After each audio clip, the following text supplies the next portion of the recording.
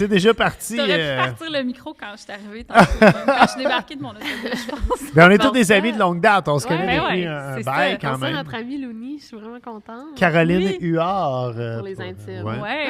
Ouais. Puis on disait justement comment l'émission était pas commanditée par la maison Orphée, mais plutôt par le Barbec à Bob. Nouveau vin, il y a un Pinot Grigio et un Cabernet Merlot disponible dans tous les dépanneurs et épiceries qui se respectent au Québec. Du Red Bull, là, c'est pas la Visiblement, couleur. Victoria n'aime pas ton vin.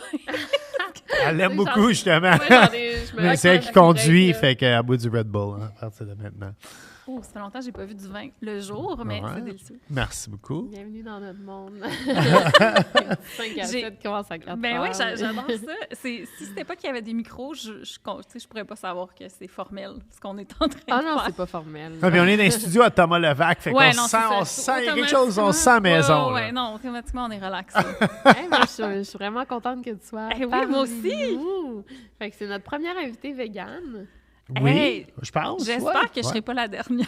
Non, on rejette les véganes. Il faut trouver, il faut trouver des véganes intéressantes. C'est ça l'affaire. Ben, il y en a de plus en plus. Il y en a de Intéressantes. plus en plus. Oui, intéressant. Oui. Ouais. Ouais, on a des amis véganes, là, très intéressants. Ben, toutes mes amies de filles. J'aime pas tes amis. C'est vrai, tous tes amis de filles sont véganes? Oui, presque toutes. Ouais. OK, écoute, non, mais aller manger avec les amis à Victoria, c'est l'affaire la plus compliquée au monde. Il y en a une qui est allergique à comme toutes les protéines. C'est tofu, oui. Ah ouais, ça, c'est fait que difficile. là t'es végane, puis tu peux pas manger du soya. Puis ça fait qu'on va au umami. C'est ça, c'est ce qui nous reste comme choix. Ouais, ben tu sais, sinon, tu sais, de la vegan. bouffe plus style Liban, tu pourrais avoir de quoi aussi, souvent, avec des pois chiches. Moi, je pense qu'il faut y aller du côté du pois chiche, là, dans ce cas-là. Ouais. Ben, en tout cas, cuisine. En fait, c'est son bébé à la lettre, puis son bébé... Ceci étant dit, tous là. tes amis qui écoutent le podcast, je vous aime quand même. Mais je parle de ça, en fait, avec des amis, comment effectivement ça peut être compliqué de concilier tu sais, les préférences alimentaires de tout le monde, mais je maintiens mon point que la bouffe végétalienne, c'est la plus inclusive. Parce que même si on est quelqu'un qui mange la viande, on peut en manger. Ouais. C'est vrai. T'as raison. C'est vrai. On peut se rassembler. J'avais écrit un article sur ton blog là-dessus. Ouais. Ça doit faire quoi? 6 On ans, a des très bons articles. Finalement, j'ai des recettes qui délogent le tofu magique sur mon blog. Ça a été la recette la plus populaire de mon blog.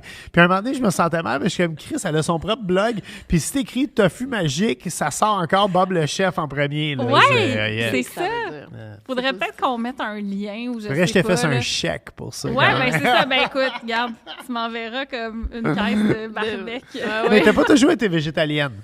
Non, c'est ça. Moi, ça a commencé. Même, j'ai jamais été végétarienne. La majorité des gens qui sont véganes, végétaliens, ils sont passés par une transition comme ils ont été végés pendant un moment. Moi, je suis passée de omnivore à végétalienne, puis rapidement végane aussi, en quelques jours. C'est suite à un voyage en France. C'est suite à un voyage dans le sud-ouest de la France. J'ai mangé trop de... tous les bonnes choses du sud-ouest. Là, il y avait, chez les amis où j'étais, il y avait des jambons qui séchaient dans le garage. Puis il y avait les rillettes de canard maison, puis tout ça. Mais je me souviens de l'odeur. Tu sais, l'odeur de jambon qui sèche. Là, ça me fait baver un peu. Non. Mais vrai, j'ai trop mangé, puis j'ai trop bu, puis je m'entraînais pour un demi-marathon. Puis quand j'étais arrivée à Montréal, je courais, puis j'étais pas bien. Puis j'ai décidé qu'il fallait que je change mon alimentation. Mais quand j'ai fait le changement, c'était vraiment pour... pour moi, c'était comme une détox. C'était comme une diète. Là, qui allait comme, c'était la manière optimale de te nourrir pour ta santé qui allait genre régler tous tes problèmes, qui allait faire que tu allais être heureux puis tout ça.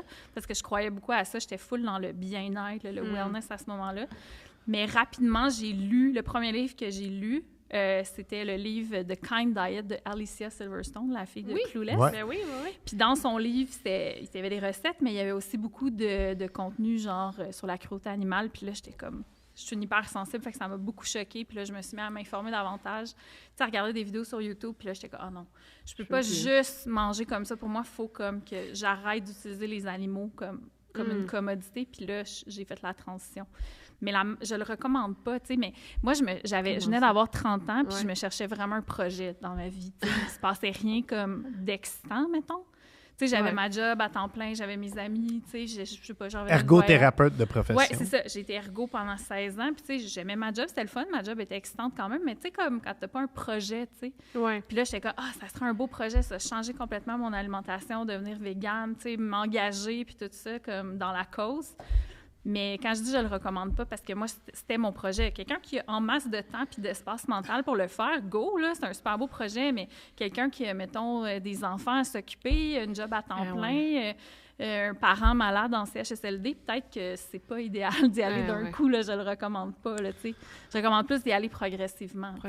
Trouves-tu ça évident, cuisiner vegan au quotidien? Moi, je trouve ça vraiment facile parce que j'aime ça. Puis c'est ta job aussi. Oui, c'est ma job aussi. C'est de plus en plus facile aussi parce qu'il y a tellement plus d'options en épicerie. Tu sais, c'est relativement facile de prendre une recette de Bob le chef ou de Ricardo, puis de changer, mettons que c'est une lasagne, puis ça te demande de la viande hachée, tu peux aller acheter genre du Beyond Meat, à la limite, là, si tu veux que ça goûte vraiment. Puis même des lentilles. Moi, je préfère à la limite un pâté chinois aux lentilles qu'au bœuf. Oui, moi aussi, tu sais, ou des lentilles. Mais mettons que tu veux que ça goûte exactement pareil. Il y a même des super bons fromages maintenant. Il y a 11 ans, là, c'était... Ils sont rendus des bons fromages, les vegans. Je te jure. Moi, c'est... Parce que tu sais que j'étais végétarien un mois par année. Oui, je sais. Et j'étais vegan le week-end. J'étais un wegan. C'était de même que j'appelais ça. C'est ça, un wegan. Un wegan. Mais un wegan, ça fait vraiment aussi quelqu'un qui mange selon ce qu'il a fumé aussi. Wegan, je fume plus, par contre. OK, bon. Ça fait plus qu'un an que j'ai arrêté de fumer. Mais ceci étant dit, ce qui m'empêcherait vraiment d'être... Je serais capable d'être végétarien. Admettons, là, la viande... au début, tu étais végétarienne. Puis j'adorais ça. Moi, j'adore cuisiner végé. Qu'est-ce qui s'est passé? Je l'ai amené chez Katz à New York manger un sandwich au pastrami. Oh, mon Dieu. Ça, c'est une toute... Mais en fait, je vais conter cette histoire-là, puis je revenais après. Parce que elle mangeait uniquement végétarien quand je l'ai rencontrée, puis elle m'a dit j'espère que ça te dérange pas. Moi, j'adore ça. Je trouve que c'est une cuisine très colorée. Non. Puis pour un cuisinier, l'option facile, c'est mettre un steak sur le barbecue, puis couper des champignons, crisser ça avec de la sauce crème, un peu de moutarde de Dijon, puis t'as un repas. Tandis que cuisiner de façon végétarienne, t'es plus créatif, c'est beaucoup plus coloré, tu dors mieux.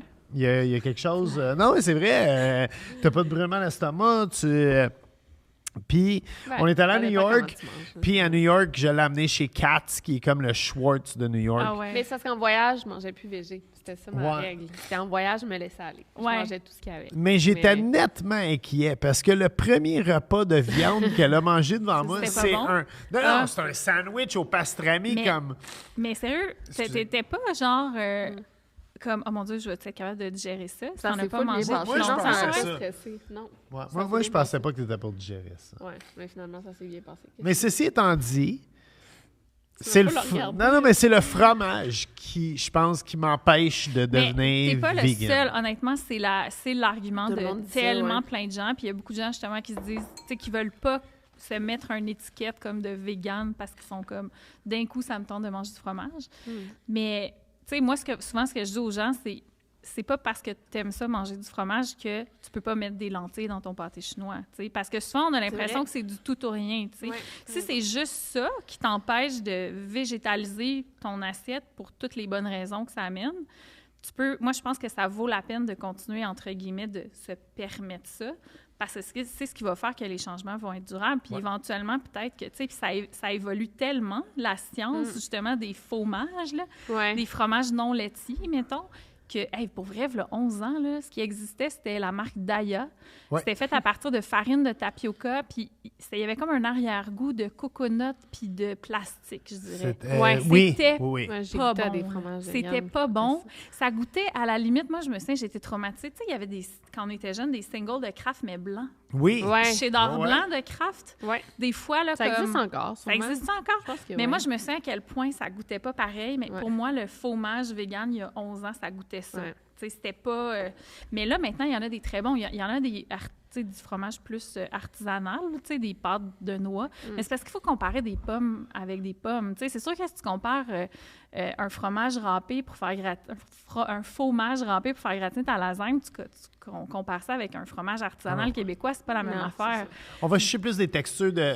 Les bons fromages, c'est genre comme la ricotta.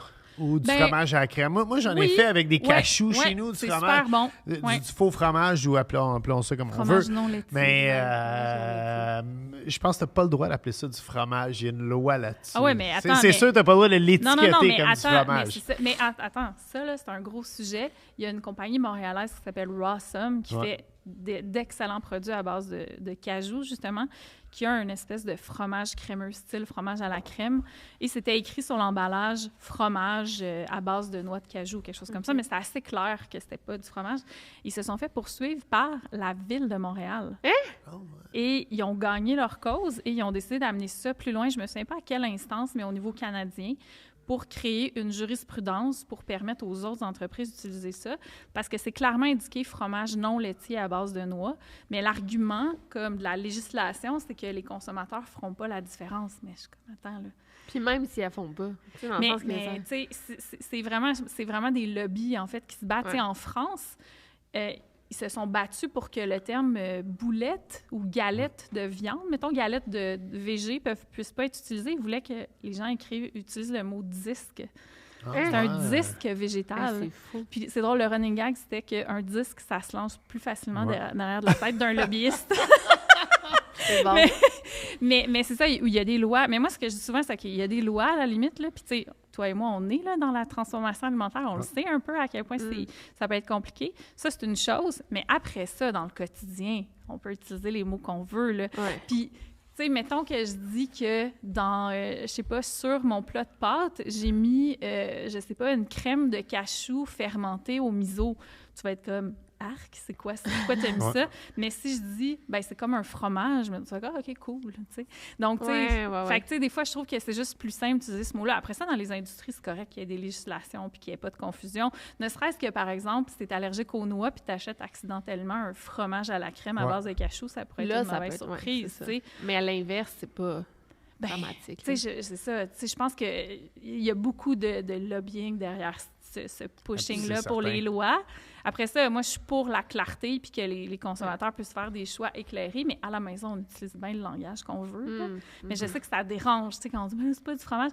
Du beurre d'arachide, j'ai jamais entendu personne s'obstiner pour dire que ça venait pas d'une vache, puis du lait de coco non plus. Mais du lait de soya, il a fallu qu'ils se battent pour avoir l'appellation lait sur puis en fait, il faut dire une boisson à base de soya. Mais c'est toujours ça, je pensais qu'on pouvait dire non, lait de soya. Je pense que, en tout cas, à moins que je me trompe, mais non, il faut dire breuvage à base de breuvage non laitier ou boisson de soya, je pense, boisson d'avoine.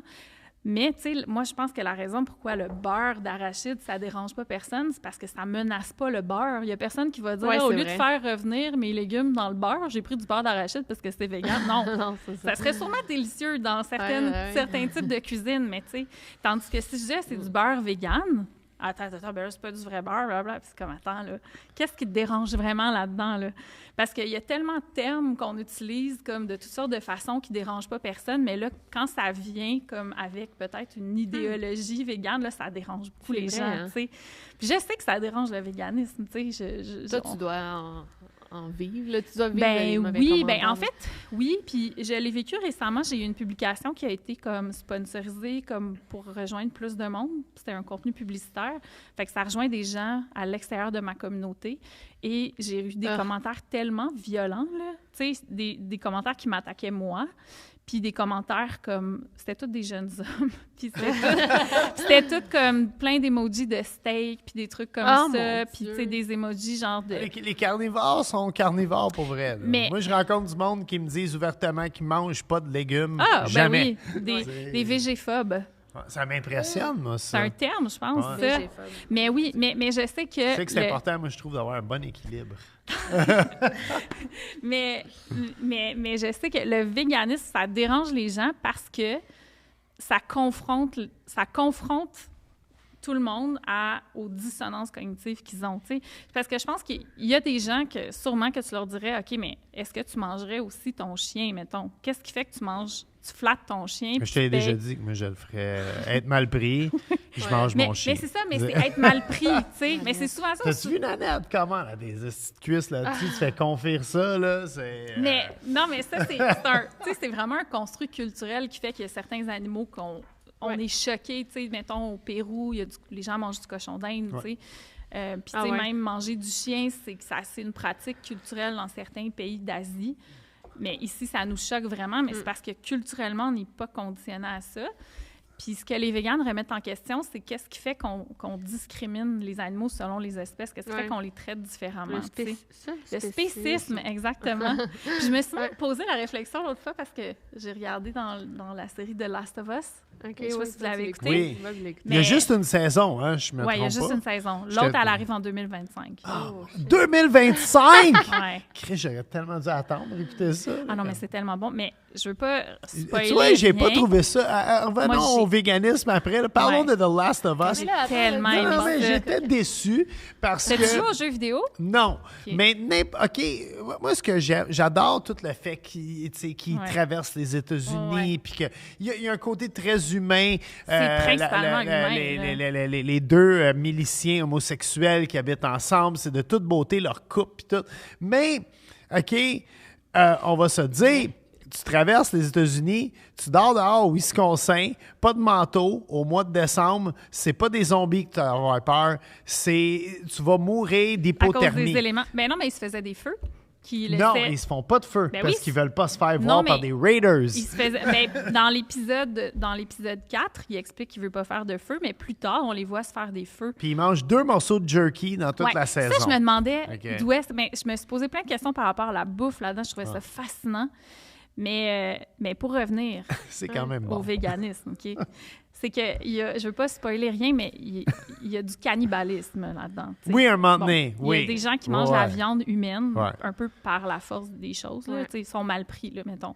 Mais je me disais, c'est fou parce que quand tu es cannibale, dans le fond, tu es antispéciste. Tu fais pas de discrimination selon l'espèce. Tu manges tous les animaux, incluant les humains. T'sais. C'est vrai? Mais après ça, bon, c'est un autre niveau de moralité complètement. Mais moi, ce que je trouve fascinant, c'est que souvent... Mais t'es mal pris quand t'es rendu Exactement. Là. Mais souvent, quand les gens veulent comme challenger le discours des véganes, ils vont souvent nous arriver avec des scénarios apocalyptiques comme ça. Ouais, mais si jamais, là, il n'y a plus rien d'autre à manger, je suis comme... Peut-être que j'en mangerai un animal pour survivre, mais en ce moment, on n'est pas dans une situation de survie. Là. À moins de vivre de l'insécurité alimentaire puis de ne pas avoir... Puis ça, c'est le cas pour tellement de gens, là, malheureusement. C'est comme 20 % de la population. Je pense qu'il ne peut pas tant choisir ce qu'il mange, mais mettons que tu fais partie du 80 % qui peut choisir ce qu'il mange. Tu n'es pas dans un scénario apocalyptique. Là. Tu peux choisir ce que tu manges. Le crash d'avion, le fameux film des années 90, qui est basé sur une histoire vraie. L'équipe de foot. Tu as fait une vidéo là-dessus? Oui, je me souviens. Les fesses d'humain. Oui, mais c'est une situation de survie. Mon amour, c'est ça. C'est une situation extrême, mais c'est ça, c'est que souvent, après ça, les gens me disent des situations extrêmes. Je suis comme, OK, mais attends. On n'est pas là. Mais on n'est pas là. On est dans la situation où tu es à l'épicerie puis tu as des choix devant toi. Puis t'en as pas besoin pour survivre la viande, à moins d'avoir peut-être certaines conditions médicales particulières, mais encore là. Fait que rendu là, c'est un choix. Fait que c'est un choix, puis c'est là qu'on le justifie comme on le veut. Puis moi, je suis pas là pour remettre en question les choix des gens. Là. C'est plus comme... Ça me fascine de voir à quel point ça dérange les autres, juste qu'on existe quand on est végane. C'est fou, hein? Puis ce que je remarque, en fait, ma perception, c'est que, tu sais, moi, mettons, là, j'ai des comportements qui sont pas éthiques à d'autres égards. Mettons, j'achète des vêtements de fast fashion. Pas tout le temps. Je suis consciente, j'essaie de le faire le moins possible, mais je vais me commander des robes au Old Navy parce qu'ils ont ma taille puis je les trouve belles et ils sont pas chères. Ça, c'est un autre aspect, tu sais. Enjeu, là, mais quand même, tu sais. Puis ça, c'est un autre aspect aussi. Il y a un certain prix à ça. Tu sais, c'est comme manger bio. Nous, on mange plein d'aliments bio à maison, mais je veux dire, ça double ta facture d'épicerie. D'un coup, là, c'est... c'est ça. Pour le véganisme, c'est différent. Là, ça se peut que ça coûte moins cher. Mais tu sais, mettons quelqu'un qui m'arriverait et qui me disait, regarde, ça, c'est des vidéos là, des conditions de travail des femmes qui ont fait ta robe, puis regarde comme ça n'a pas de bon sens, puis tu dis que tu es féministe, mais pourtant, regarde, c'est pas cohérent. Ça me dérangerait vraiment de me faire dire ça, puis je serais comme, je voudrais pas l'entendre, puis probablement que j'argumenterais, puis je serais comme, je voudrais pas être confrontée à mes incohérences, mettons, puis je l'assume, tu sais. Fait que je comprends vraiment comment on se sent quand on est face à des arguments comme ceux des véganes, tu sais. Puis après ça, ben tu sais, c'est complexe, tu sais. Moi, je pense pas que du jour au lendemain, si tout le monde arrête de manger des produits d'origine animale, oui, il y a une partie de l'économie qui va s'effondrer, tu sais. Fait que la solution, c'est pas de shamer tout le monde un par un, mais c'est que oui, il faut que de plus en plus les gens fassent une transition vers ça, mais il faut que politiquement aussi, y ait des subventions qui soient offertes à, j'ai pas, une ferme laitière pour se transformer en ferme maraîchère qui va produire de l'avoine ou du soya, tu sais. Fait que, tu sais, c'est tellement complexe comme situation que souvent, tu sais, pas que j'évite de m'embarquer dans ces débats-là, mais j'essaie plus d'être curieuse, puis quand quelqu'un me pose des questions puis qui est intéressé, j'essaie plus d'aller vers des outils, tu sais, plutôt que d'essayer de convaincre des gens qui, eux, sont pas prêts à aller là, tu sais, parce que tu perds ton énergie, là, tu sais. Vas-y. Non, mais j'ai tout le temps trouvé que tu as la bonne approche parce que nous autres, on se connaît depuis des années. Tu m'en as jamais voulu parce que je mange un steak le vendredi soir sur mon barbecue.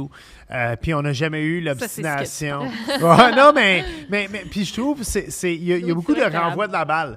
Tu sais, de chaque côté, les plus miliciens de chaque côté, ça se dit-tu? Militants, merci, mon amour. Merci aux deux. Mais en fait, les plus militants de chaque côté vont peut-être y aller comme, du bœuf, ça prend 10 000 litres d'eau, je pense, ou 5 000 litres d'eau pour faire un livre de bœuf. Oui, après ça, les amandes en Californie, le monde à Los Angeles, on coupe l'eau la nuit pour faire des amandes pour les gens riches. Puis, je veux dire, il faut juste en prendre un bout dans tout ça, puis essayer de se rejoindre. Tu sais, moi, j'ai tout le temps dit, je suis pas un gars de gauche, je suis pas un gars de droite, je suis un gars du milieu. J'aime écouter les deux bords de la chose, j'aime écouter le côté ridicule, puis j'aime écouter le gros sens du bon sens. Puis, c'est ce qu'il dit pas non plus. Mais on se comprend. Pour un gars du milieu. Oui, exact. Mais faut que tu prennes le meilleur de chaque bord, puis tu essaies de tracer un chemin, finalement. Mais aussi, tu penses pas que... Moi, j'ai l'impression que dans la vie, il faut quand même choisir ses combats. Toi, tu sais, comme tu dis, moi, je suis à fond végane, mais tu peux pas être tout. Tu sais, maintenant, ça serait trop tu peux pas, tu peux pas probablement être tout le temps en train de militer pour tout parce que c'est épuisant puis c'est pas durable. Puis tu perds du monde aussi. Tu perds du monde, c'est ça. Puis tu sais, moi aussi, tu sais, je le vois que, par exemple, chez les véganes, des fois, il y a des manifestations ou des approches avec lesquelles je suis pas d'accord, ou tu sais, je suis comme « Oh non, ça aide pas le mouvement, vous êtes trop extrême. » Mais souvent, tu sais, en fait, je dirais dans tous les mouvements de justice sociale, il a fallu des gens qui avaient des approches plus, mettons, qui défiaient la loi ou des trucs comme ça. Tu sais, dans le féminisme, là, il y a eu des femmes qui ont défié les règles pour pouvoir nous permettre à nous d'avoir des droits de base maintenant. Fait qu'il y en a tout le temps eu. Fait que je pense que ça prend une diversité de messages. Le problème, après, c'est quand les médias vont sauter sur une histoire comme ça, sur comme mettons, une petite gang de militants qui ont fait une action comme ça, puis là, ça en projette une image, alors qu'ils n'ont pas parlé de toutes les autres actions pour avoir un portrait complet du mouvement, tu sais. Fait que c'est beaucoup ça, tu sais, puis je pense qu'il y a plein d'initiatives vraiment cool qui se font. Tu sais, je pense mettons, je sais pas, le plus gros producteur de soya au Québec est Unisoya. C'était une ferme laitière jusque dans les années 70 ou 80, puis eux, ils ont flairé la bonne affaire, puis ils ont fait une transition. Tu sais, c'est comme full une belle histoire qui sert vraiment comme la planète puis le mouvement maintenant, mais tu sais, on n'en parle pas tant. C'est plus intéressant dans les nouvelles de parler des 3-4 militants qui ont été, je sais pas, lancés, je sais pas quoi, chez un petit restaurateur, c'est probablement pas la bonne cible, mais en même temps, ça fait jaser. Fait que, tu sais, je les comprends, puis je respecte ce qu'ils font, parce que moi, j'ai pas le courage de faire ça. Je suis bien trop à cheval sur les lois, là. Ça me causerait tellement d'anxiété. Moi, je suis du genre à pas amener une palette de chocolat au cinéma, genre avec une fouille. Comme ça, quand même. Ça me rend anxieuse de cacher des collations dans ma sacoche. Je le fais des fois. Parce qu'il y a pas toujours des affaires véganes, puis je serais comme prête à dire, excuse-moi, là, tu sais, qu'est-ce qu'il y a sur votre popcorn? Mais... C'est vrai, parce que tu peux pas manger de chocolat au lait. Pas de caramel. Wow! Non, c'est ça, mais jamais... Souvent, popcorn, mais en même temps... C'est pas du vrai beurre. Ça doit pas être du vrai beurre. Ça doit être trop cheap pour être du vrai beurre. Mais il doit y avoir des traces quand même. Tu mens-tu des fois avec des enfants là? C'est pas du vrai beurre, j'en mange. Non, pas vraiment. Non, puis ben, tu sais, je te dirais que depuis, tu sais, les premières années, là, tu sais, puis je le disais ouvertement, je mangeais des œufs de temps en temps, comme quand il n'y avait rien d'autre. Mais là, c'est juste, j'ai trouvé d'autres façons. Tu sais, mettons, je sais que je vais être à l'hôtel puis qu'il n'y aura pas de petit déjeuner. Je me traîne genre du jerky de soya ou des affaires de même pour complémenter, avoir plus de protéines. Ou si je vois qu'il y a un frigo, j'amène genre un sachet de tofu magique puis des affaires de même. Tu sais, je m'organise, mettons. Ou un sachet de poudre de protéines, je sais pas, pour comme au moins avoir de quoi de nourrissant. Je m'organise mieux, mais tu sais, je pense que c'est pas en s'attardant à ces petites affaires-là qu'on va avancer, tu sais. C'est comme, ça prend plus comme, c'est ça, faut plus avoir le courage d'avoir ces réflexions-là qui sont pas le fun sur... Tu sais, il y a personne qui est capable, je pense, de justifier la cruauté animale. Tu sais, même les producteurs, tu sais, de lait ou de viande, ils vont le dire comme... Non, mais ils vont... Non, mais Tu visites plein de fermes. Oui, non, mais c'est ça. Puis l'affaire, c'est que j'ai déjà soupé avec des producteurs laitiers parce que j'étais comme chez une de mes amies, puis sa famille, qui sont des producteurs de lait, était venue, puis il leur avait dit hey, « mon amie qui est là, elle est végane, blablabla. » Puis on s'est assis ensemble, puis on a eu des full belles discussions, pour vrai. Ils comprenaient ma position, je comprenais la leur. Puis tu sais, en fait, les producteurs laitiers, puis je veux pas sembler... excuse. Non, mais je veux pas défendre... j'aime ça que tu m'interrompes quand j'interromps les invités. Non, mais tu coupes mais double coupe. Mais... Moi, je trouve les producteurs de lait au Québec, on est vraiment avancé sur le reste du monde de comment on le fait. Il y a un côté de bien-traitance animale dans tout ça. Même si c'est pas naturel pour l'animal de le faire, les vaches sont heureuses, ces fermes laitières. Ce que j'ai compris dans ma discussion avec les producteurs avec qui j'étais, c'est qu'il y a un souci de mitiger les effets des pratiques, mettons. Oui. Mais qu'est-ce que tu veux dire? Ben, dans le sens qu'ils mettent en place, puis je veux pas dire ils mettent en place des moyens pour réduire l'inconfort et la souffrance des animaux. Okay. Mais ceci étant dit, en faisant ça, ils admettent qu'il y en a. Tu comprends? Tu sais, si tu dis « je veux mitiger les effets de quelque chose », c'est de la réduction des effets négatifs, dans le fond, mais ils admettent qu'il y en a, puis... Tu sais, puis c'est vraiment encore là, c'est pas comme les producteurs en soi, pour moi, qui sont nécessairement... faudrait les pointer du doigt. C'est plus comme toute la structure économique derrière le lait. Ouais. C'est hallucinant. Puis, tu sais, effectivement, les Québécois boivent de moins en moins de lait, c'est vrai mais consomment beaucoup plus de fromage parce que ça s'est beaucoup développé. Puis, tu sais, du fromage, c'est du lait concentré 5 à 10 fois à peu près. Fait que, tu sais, au total, on en consomme autant. Mais, tu sais, c'est ça. Fait que c'est ce genre de choses. Mais, puis les stratégies des producteurs de lait sont efficaces au niveau marketing, tu sais. Ils nous prennent par les émotions, puis tout ça, puis genre les pubs, puis tout. Ouais, mais moi, je vais plus dans l'approche que j'ai visité la ferme, j'ai vu... Tu sais, j'ai visité tous les types de fermes. Puis je te dis, dans la hiérarchie... Le bœuf et la vache. Puis c'est fou, hein? Le bœuf, c'est lui qui, admettons, il a le pire rap. Il a la pire réputation de tout. D'être maltraité, mettons? Pas d'être maltraité, mais juste au niveau des CO2 puis de tout ce qui se passe. Oui, non, c'est la pire empreinte écologique, ça, c'est clair. Le bœuf, par exemple, écoute, si j'avais à choisir un animal de ferme dans lequel je voudrais revenir dans la réincarnation, le bœuf ou la vache laitière, ça serait un de ces deux. Animal de ferme. Animal de ferme, moi, je pense pas que tu voudrais vivre ta vie comme une vache laitière. Non, mais si t'as pas le choix. Non, mais... je te dis, ils sont bien, man. Non, ça, honnêtement, je serais pas prête à aller là. Mais je connais pas assez ça. Je connais pas assez ça. C'est vraiment plus comme, de mon point de vue, de petite fille de ville. Il y a un souci de l'agriculteur envers la bête. Mais ça, j'en doute pas. Puis comme je disais... Puis je pense pas que c'est partout dans le monde. Si on va aux États-Unis, puis souvent, je pense, puis là, on rentre dans un débat un peu, là. Mais non, mais c'est vrai, quand on parle d'agriculture, souvent, on va parler d'agriculture agressive. On parle vraiment de nos voisins du Sud. Je veux dire, la plus grosse ferme laitière au Québec, elle doit avoir 600 bêtes. Fait qu'on a beaucoup plus un contrôle sur ce qui se passe. Il y a moyen d'avoir un souci envers les animaux, beaucoup plus que... c'est ça. Mais il peut avoir des pratiques qui sont meilleures, mais ça reste qu'il y a quand même de la cruauté. C'est ça l'affaire. Ce que je comprends, puis encore là, je dis ça là, du point de vue d'une petite fille de ville qui n'a jamais travaillé sur une ferme, puis j'aime pas tant parler de ce sujet-là juste parce que je le connais pas, puis j'aime pas ça m'avancer sur... Tu sais, je connais pas, mettons, toutes les implications économiques, écologiques et tout ça. Ce que je sais, c'est qu'il y a un système qui est en place, qui crée, puis qui soutient nos habitudes, tu sais, qui fait que c'est parfaitement normal. Bien, ça coûte moins cher à cause de nos choix politiques. Ça coûte moins cher d'acheter du lait de vache que du lait de soya, par exemple, tu sais. Puis pourquoi? Parce que c'est subventionné à fond. Mais si chez toi, tu décidais de produire du lait de vache à petite échelle ou de récolter ton soya, ça te coûterait tellement moins cher, tu sais, juste d'extraire comme du soya parce que tu n'as pas à faire pousser une plante qu'en plus, tu vas nourrir à tes animaux, puis blablabla, tu sais. Fait que c'est vraiment, il y a des gros enjeux politiques, puis je les connais pas assez pour m'avancer. Mais ce que je comprends, c'est qu'ils ont à cœur de réduire les méfaits, mais ils reconnaissent qu'il y en a, justement. Je pense qu'il y en avait plus il y a 30 ça s'améliore. Ans. Oui, ça s'améliore, mais tu sais, c'est là que le débat moral embarque, tu sais. Tu sais, dans le sens que, tu sais, on pourrait comparer avec d'autres types de... Tu sais, je sais pas, on pourrait dire, mettons une affaire par rapport aux animaux qui nous choquent, c'est genre les usines à chiots, là. Tu sais, on va voir, là, mettons, là, cette chienne-là, on l'a comme engrossée à répétition, elle a produit plein de petits chiots, puis là, elle était dans des conditions... C'est ça, elle était dans des conditions, puis là, on voit ça à TVA Nouvelles, on est comme, mon Dieu, qu'on torture ce monsieur-là qui a fait souffrir les animaux, puis tout ça.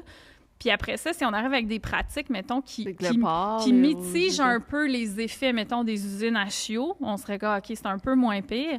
Mais on s'entend-tu qu'on pourrait, comme l'idéal, ça serait que ça n'existe pas, puis qu'on les laisse juste tranquilles, tu sais. Mais après ça, c'est l'idéal, justement, puis je sais qu'on est dans un système économique et politique où est-ce qu'on pourrait pas juste claquer des doigts puis arrêter de faire ça. Mais en tout cas, tu sais, je pense que l'important, c'est qu'on tout le monde réduise le plus possible. Puis à la limite, si ça devient des produits comme d'occasion ou de luxe, du fromage puis de la viande, on va pouvoir se permettre d'avoir des pratiques qui sont beaucoup moins intensives. Puis là, possiblement... Encore là, tu sais, moralement, un vegan ne le justifiera jamais, là. Mais moralement, tu sais, mettons, au niveau de la cruauté, ça serait probablement moins pire. Ça ressemblerait probablement plus à quelqu'un qui a des bêtes, des animaux chez lui, puis que, tu sais, qui fait ça. Qu'il y en aurait moins. C'est ça, versus le côté comme industriel, mettons. T'sais. Je trouve dans l'argument du vegan, on devrait plus y aller sur l'aspect économique. Parce que ça frappe les gens. Parce que ça coûte moins cher. Absolument. Et c'est vrai. Je veux dire, pour avoir été végétarien pendant un mois de temps, végé pour un mois, que j'appelais ça, j'ai fait ça pendant 7 ans de temps. 7 ans, tu l'as fait, c'est ça? Et c'était... L'affaire qui me frappait le plus, c'était la réduction du prix de mon panier d'épicerie. Puis c'est vrai, je disais, nous, on mange du steak à la maison. J'achète du steak de bonne qualité. Ça dépend. Une portion de steak, là, ben, ça dépend de la coupe et mais ça dépend où tu l'achètes. Mettons, tu vas voir ton cousin. Mon cousin, c'est de la boucherie haut de gamme. C'est du co-circuit. Justement, dans un carnivore qui s'occupe du bien-être de la bête, même si, bon, on va se dire, la bête, elle se fait abattre à la fin. Je veux dire, mon cousin, il s'assure que la bête, elle mange bien, qu'elle n'est pas maltraitée pendant sa vie. Mais ceci étant dit, ça vient avec un coût. J'étais chez mon cousin la semaine dernière et la personne en avant de moi achetait 2 rib steaks et c'était à peu près 110 $ pour 2 steaks qui nourrissaient peut-être 4 personnes. Fait qu'on est à peu près à 25$ la portion. Fait que tu peux pas manger ça. Si t'as une famille de 4, tu peux pas manger ça le mercredi soir. Ceci étant dit, admettons là, que tu achètes ta viande chez Maxi, là, on est peut-être un peu plus dans l'agriculture agressive. Tu sais, souvent, c'est de la viande qui vient des États-Unis. Bon, je ne vais peut-être pas parler au travers de mon chapeau. Peut-être que ça vient du Québec aussi. Là. Je sais que Bœuf Québec, qui font un gros boost ces temps-ci pour le bœuf québécois, sont chez Maxi. Fait que je veux pas non plus... là. Mais, ça coûte combien, mettons, genre? Ça coûte cher. Je te dirais à peu près. Tu es à peu près à 7 à 12 piastres la portion. Après ça, les gens sont comme « Oh mon Dieu, mais là, ça coûtait vraiment cher. » Une livre de tofu, c'est 5 piastres maximum. Puis tu as du tofu bio à 5 piastres pour une livre. Puis tu nourris 4 personnes avec ça. Si tu fais du riz puis des bok choy, t'as un repas à moins de 10 piastres. Moi, je pense que ça va être les animaux. Tu leur mets des vidéos d'animaux maltraités. Non, le monde, ils s'en foutent. En fait, tu sais quoi, j'ai entendu une statistique l'autre fois, puis j'ai pas réussi à aller la valider, mais j'ai entendu qu'il y a quelque chose comme plus de 60% des gens qui sont végétaliens le font pour des raisons comme de santé ou de diète ou genre de perte de poids ou peu importe. Puis je comprends parce que les arguments... Écoute, ouvre n'importe quel documentaire sur Netflix qui parle de véganisme, premièrement, c'est plein de pseudosciences puis de désinformation. Là. Ben, tu sais, c'est de l'information souvent qui est sortie de son contexte. J'en connais pas vraiment un documentaire fiable avec des données probantes pour vrai là, que je recommanderais. Tu sais, c'est du sensationnalisme là, en général, les documentaires sur Netflix. Puis j'aimerais ça que ça soit vrai ce qu'ils disent, mais non, tu sais, souvent il y a beaucoup d'arguments sortis de leur contexte qui disent, mettons, que si tu deviens végane, tous tes problèmes de santé vont disparaître. C'est parce qu'ils comparent quelqu'un, mettons, qui se nourrissait avec le standard American diet, là, qui mangeait, mettons, de la restauration rapide 2-3 fois par jour. Puis là, ils les mettent sur une diète pendant 3 semaines où est-ce qu'ils mangent juste comme des légumes puis des légumineuses puis 2-3 noix. puis ils font bouger, puis ils font comme méditer, puis après ça, ils sont comme « Ouh, le cholestérol a baissé ». Mais ces gens-là, remêlés dans leur environnement, ça marchera pas, là. Tu sais, s'ils n'ont pas eu le temps d'être éduqués, puis tout ça là-dessus, bref. Mais c'est ça, fait que les documentaires sur Netflix envoient beaucoup ce message-là que c'est comme une façon de perdre du poids, ou c'est la seule manière d'être en santé, puis c'est pas exactement vrai, tu sais. Fait qu'il y a plein de gens qui le font pour cette raison-là. Fait que ça, c'est un argument qui marche, mais comme n'importe quelle diète, vu que ça dure pas, les gens le font pendant un certain temps puis ils arrêtent, tu sais. Tandis que quand tu es sur des arguments comme le bien-être animal, là, si quelqu'un qui accepte d'aller là dans sa tête puis de vraiment comme s'exposer aux faits, puis qui décide de faire le deuil de la vie d'avant où il n'était pas au courant de c'était quoi la cruauté animale, bien là, ça risque de durer plus dans le temps, tu sais. Fait que, mais je pense qu'encore là, ça prend tout ça. Puis il y a beaucoup, malheureusement, d'anciens véganes aussi, des gens qui n'ont pas nécessairement été chercher les outils ou qui n'ont pas pu aller chercher les outils pour comme équilibrer leurs assiettes. Fait que là, ils se mettent à manger comme pas nécessairement équilibré, tu sais, ils n'ont pas nécessairement assez de protéines ou ils ne mangent pas assez grande quantité. Puis là, ils disent « Ah, j'avais pas d'énergie, je sais pas, je perdais mes cheveux ou blablabla, ou mes hormones étaient déréglées. » C'est comme, si tu le fais correctement, il n'y a pas de raison que ça marche pas. J'ai entendu du monde dire que quand il était vegan, il mangeait trop de glucose. Oui, trop de sucre, trop de glucides. Ouais. Ben oui, tu sais, si tu fais juste enlever ton steak, tu le remplaces par, je sais pas, comme plus de pâtes, mettons, c'est sûr que ça sera pas équilibré, tu sais. Fait qu'il y a beaucoup d'anciens véganes parce qu'ils n'ont pas nécessairement été outillés pour le faire correctement puis que ça dure dans le temps. Puis aussi, on est dans un monde qui est tellement pas vegan, là, tu sais, puis les gens souvent me disent « Ouais, mais c'est vraiment mieux maintenant. » Puis c'est comme « Oui, c'est vraiment mieux. » Mais même là, je pourrais nommer mettons les 5 de la main, je pourrais nommer 5 comme très bons restos véganes à Montréal, tu sais. Mais combien tu pourrais me nommer de très bons restos pas véganes à Montréal? Genre, ça te prendrait comme... En fait, ça serait long, là, tu sais, il y en a tellement, tu sais. Ça prendrait... En fait, les restos véganes, j'essaie de... Tu m'as comme mis ça, à part du Umami qui fait des sushis. J'essaie de penser à un autre. Umami fait pas de sushi. Umami fait des ramen izakaya, le Sushi Momo qui fait des sushis. Oui, Sushi Momo, excuse-moi. C'est l'autre place qu'on va avec tes amis. Oui, Sushi Momo, c'est excellent. Il y a le Conserria aussi qui est vraiment, vraiment bon, qui est à côté du marché Atwater, qui c'est une genre trattoria italienne. Au Vive, ça existe encore. Au Vive, ça existe encore. Au Vive, c'est pour un lunch, c'est correct, mais tu t'amènes pas une date là un samedi soir. Il y a beaucoup d'éclairage. C'est ça. Mais tu sais, c'est le fun, mais ça existe. En fait, je trouve que ça prendrait des restos vraiment haut de gamme, puis que les deux, qu'il y ait des bons plats, des accords Oui, mais ça, il y en a de plus en plus. Puis il y a de plus en plus, tu sais, de chefs qui ne sont pas véganes, mais qui, pour des raisons de durabilité, qui décident de végétaliser leur menu.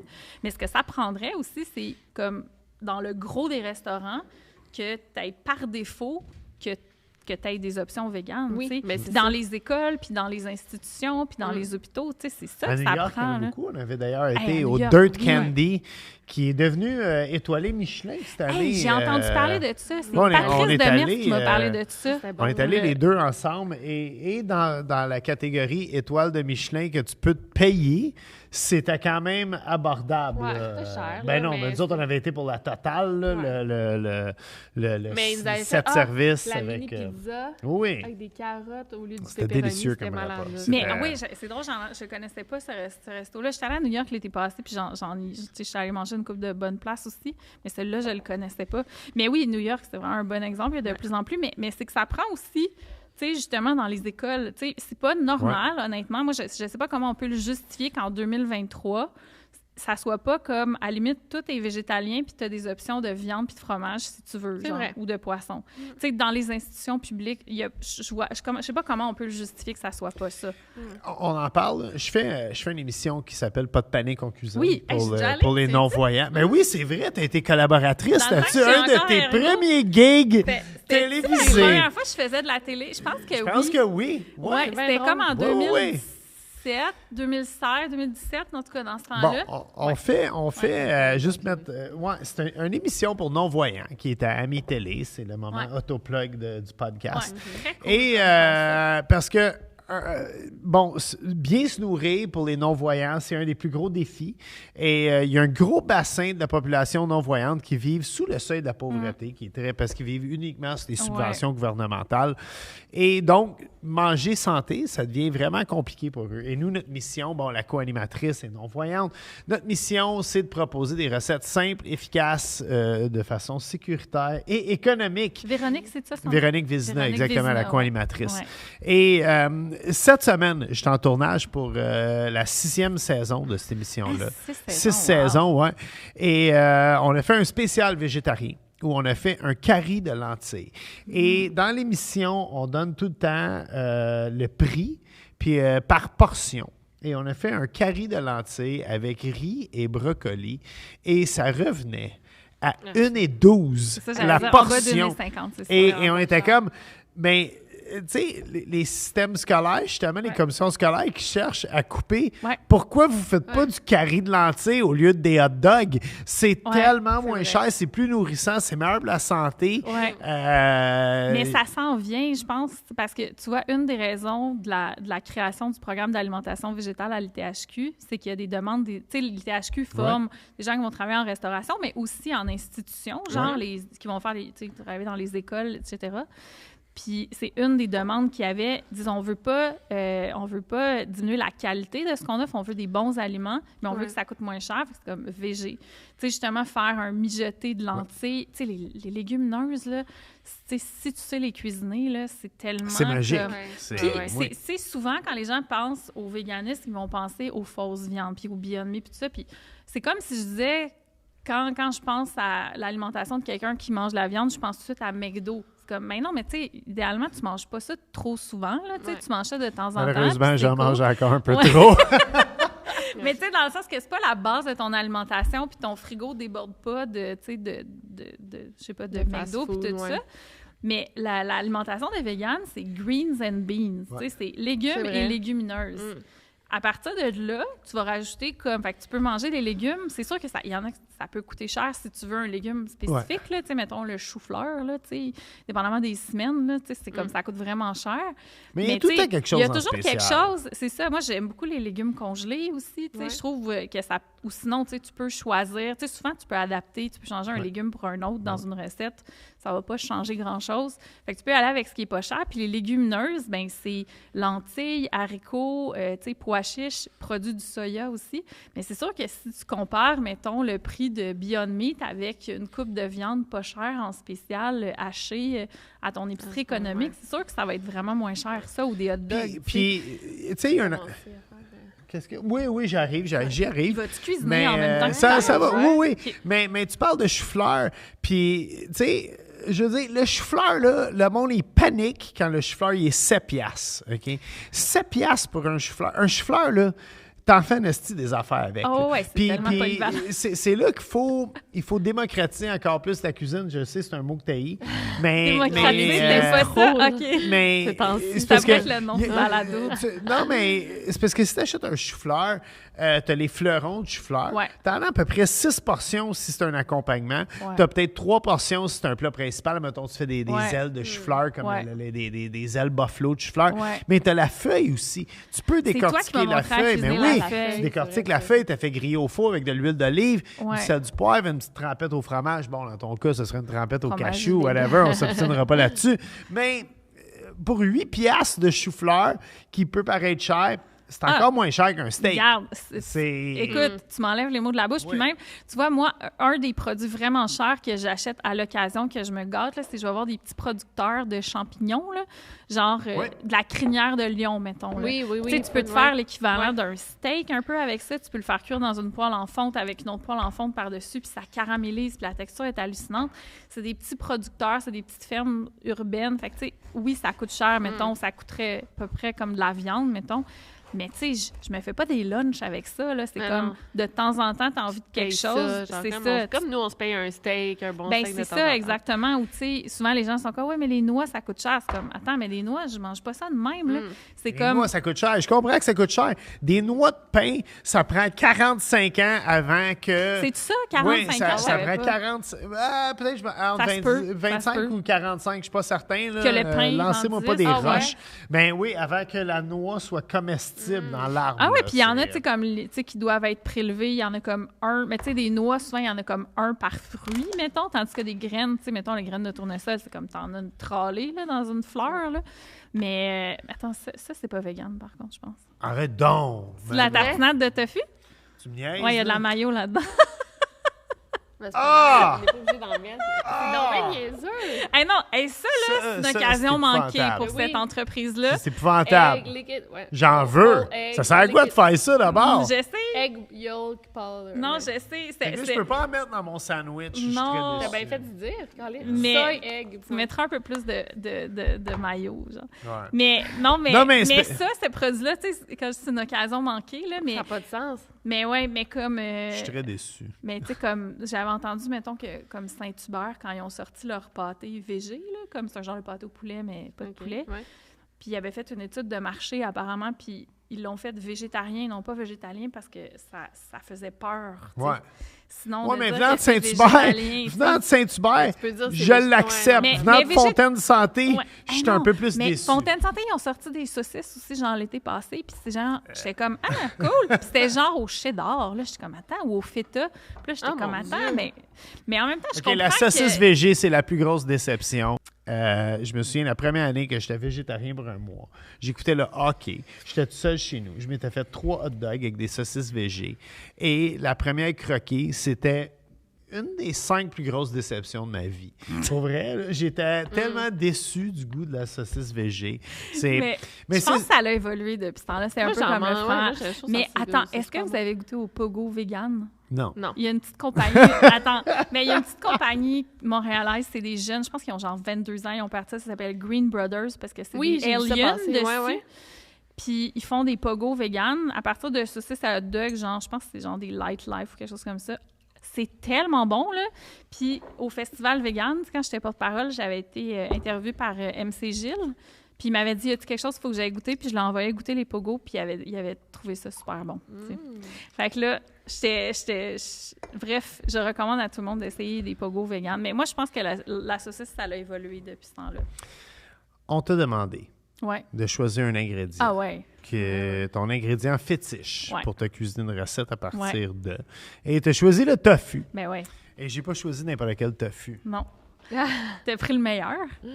Yes! Le tofu magique. Le tofu magique. Qui est mais c'est mon bébé. C'est la caméra qui est là. Il est-tu de dos, genre? Oui, tu l'as mis de dos. Voilà, yes! Ton produit? Oui, c'est mon produit en épicerie, oui. Ça se passe bien? Ça se passe super bien. C'est quand même... c'est un peu différent du vin, mettons, parce que nous, c'est des produits frais, là. Mais honnêtement, c'est pas moi qui est en charge de la logistique, des opérations puis tout ça, là. C'est vraiment l'équipe chez Soya Distinction qui est le fabricant. Mais oui, ça se passe super bien. C'est vraiment pratique. C'est vraiment pratique, oui, c'est ça. Puis c'est une recette que j'ai créée il y a 5 ans.